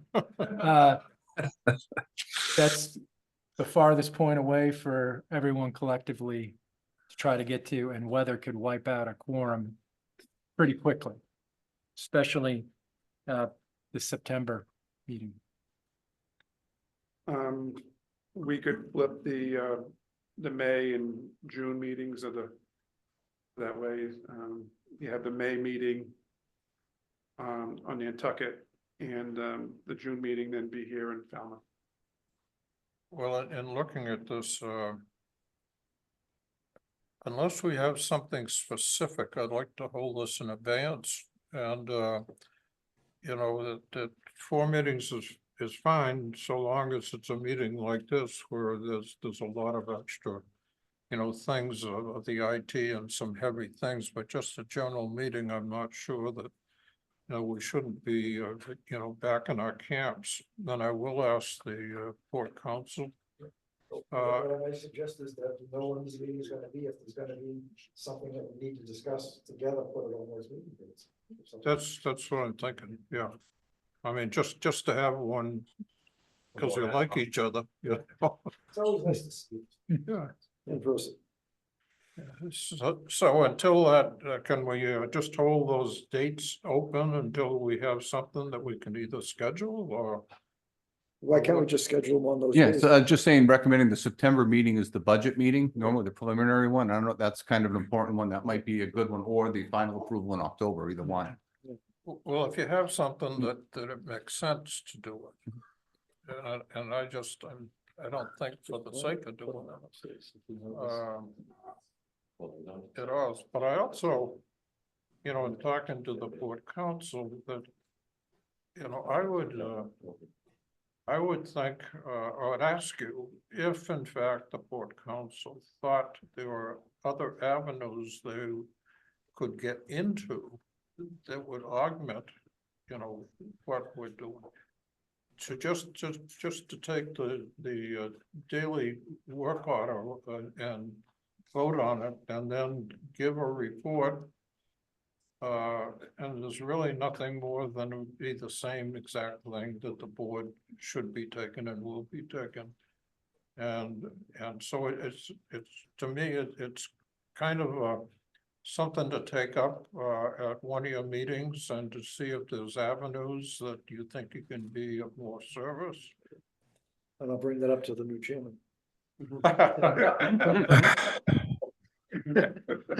Well, that makes sense. You don't have to. I'm not, but I just. No, I understand. I hear what you're saying. Well, no, I do. It does make sense. Okay. So yes, Jim, If possible, could we move the April 16th meeting either forward a week or back a week? to what? Back a week. The Tuesday, the 23rd, Well, or whatever it is. I don't mind moving meetings around, but I don't like doing it at last minute. Yeah. Because that way I have another life other than the steamship authority. And which, you know, sometimes involves, you know, people. And so I don't wanna, you know, say, yeah, he's going on vacation, so I gotta move, you know, another 5-6 member committee. And ask them to take a different time and date. So I'm pleading for, we set the dates and we go with them. And plan on. I agree, that's why I'm asking to move to 16th for a week. I would do anything you want to. Look forward to that Yeah. Anything. That's fine with me. I don't care about the rest of the board. What you do? Okay. Laura? Fine. Yeah. All right. That's fine. We'll check with your secretary more. Thank you. Okay. We'll just wait to get it in the mail. Anything more? We've got to go into executive session. There was just one thing that I was gonna ask under old business. I'm sorry. I just noticed in the other day, I got a report on the loading of the boats. How come it takes time to load the boats when they get there, sometimes 25 minutes before they're gonna leave, and they don't start loading them until 10 minutes before the boat's gonna leave? And you have about 15 minutes when there's just nothing going on. Are they cleaning the boats? So it could be a combination of things. It could be a crew change time in which the crew has to come on board. They have to go over the muster list and things like that. They also have to do a security sweep of the vessels and then any cleaning that needs to be done. So, you know, it would depend upon the circumstance that, you know, there could be a number of reasons why there's why there would be. I just noticed that most times though, that happens. It's not just occasion. They are required to do a security sweep after each ship. Thank you. Okay. Are we ready to go in executive Oh, session? Public comment. Oh, I'm sorry. Is there any public comment? Questions from the public, suggestions, ideas? Not seeing any other Zoom. And I think we have to take a vote for the Port Council to, can I have a motion, to adjourn the meeting? So moved. Do you have a second? Second.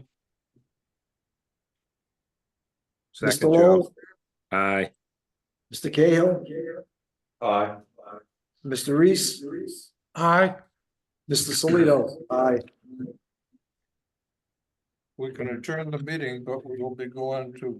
You need to read the statement. Oh, I forget.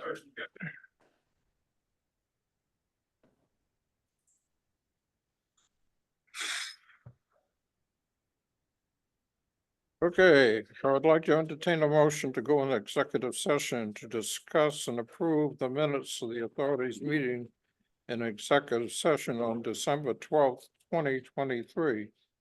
And to review the authority's strategies with respect to collective bargaining negotiations, real estate development, and pending litigation, because a public discussion of these matters may be detrimentally affected on the authority's negotiating and bargaining positions. These matters include anticipated and ongoing negotiations with the Teamsters Union Local Number 59, SEIU Local 888, and MEBA District Number 1 PCD. And number 2 is potential lease of the 494 Thomas B. Landings Road, Falmouth, Massachusetts, and Captain Albert Brox et al., the Woods Hole Martha's Vineyard Steamship Authority et al., civil action number 1:22/CV/1024210242. The public disclosure of any information with respect to these matters would compromise the purpose for which the executive session is being called.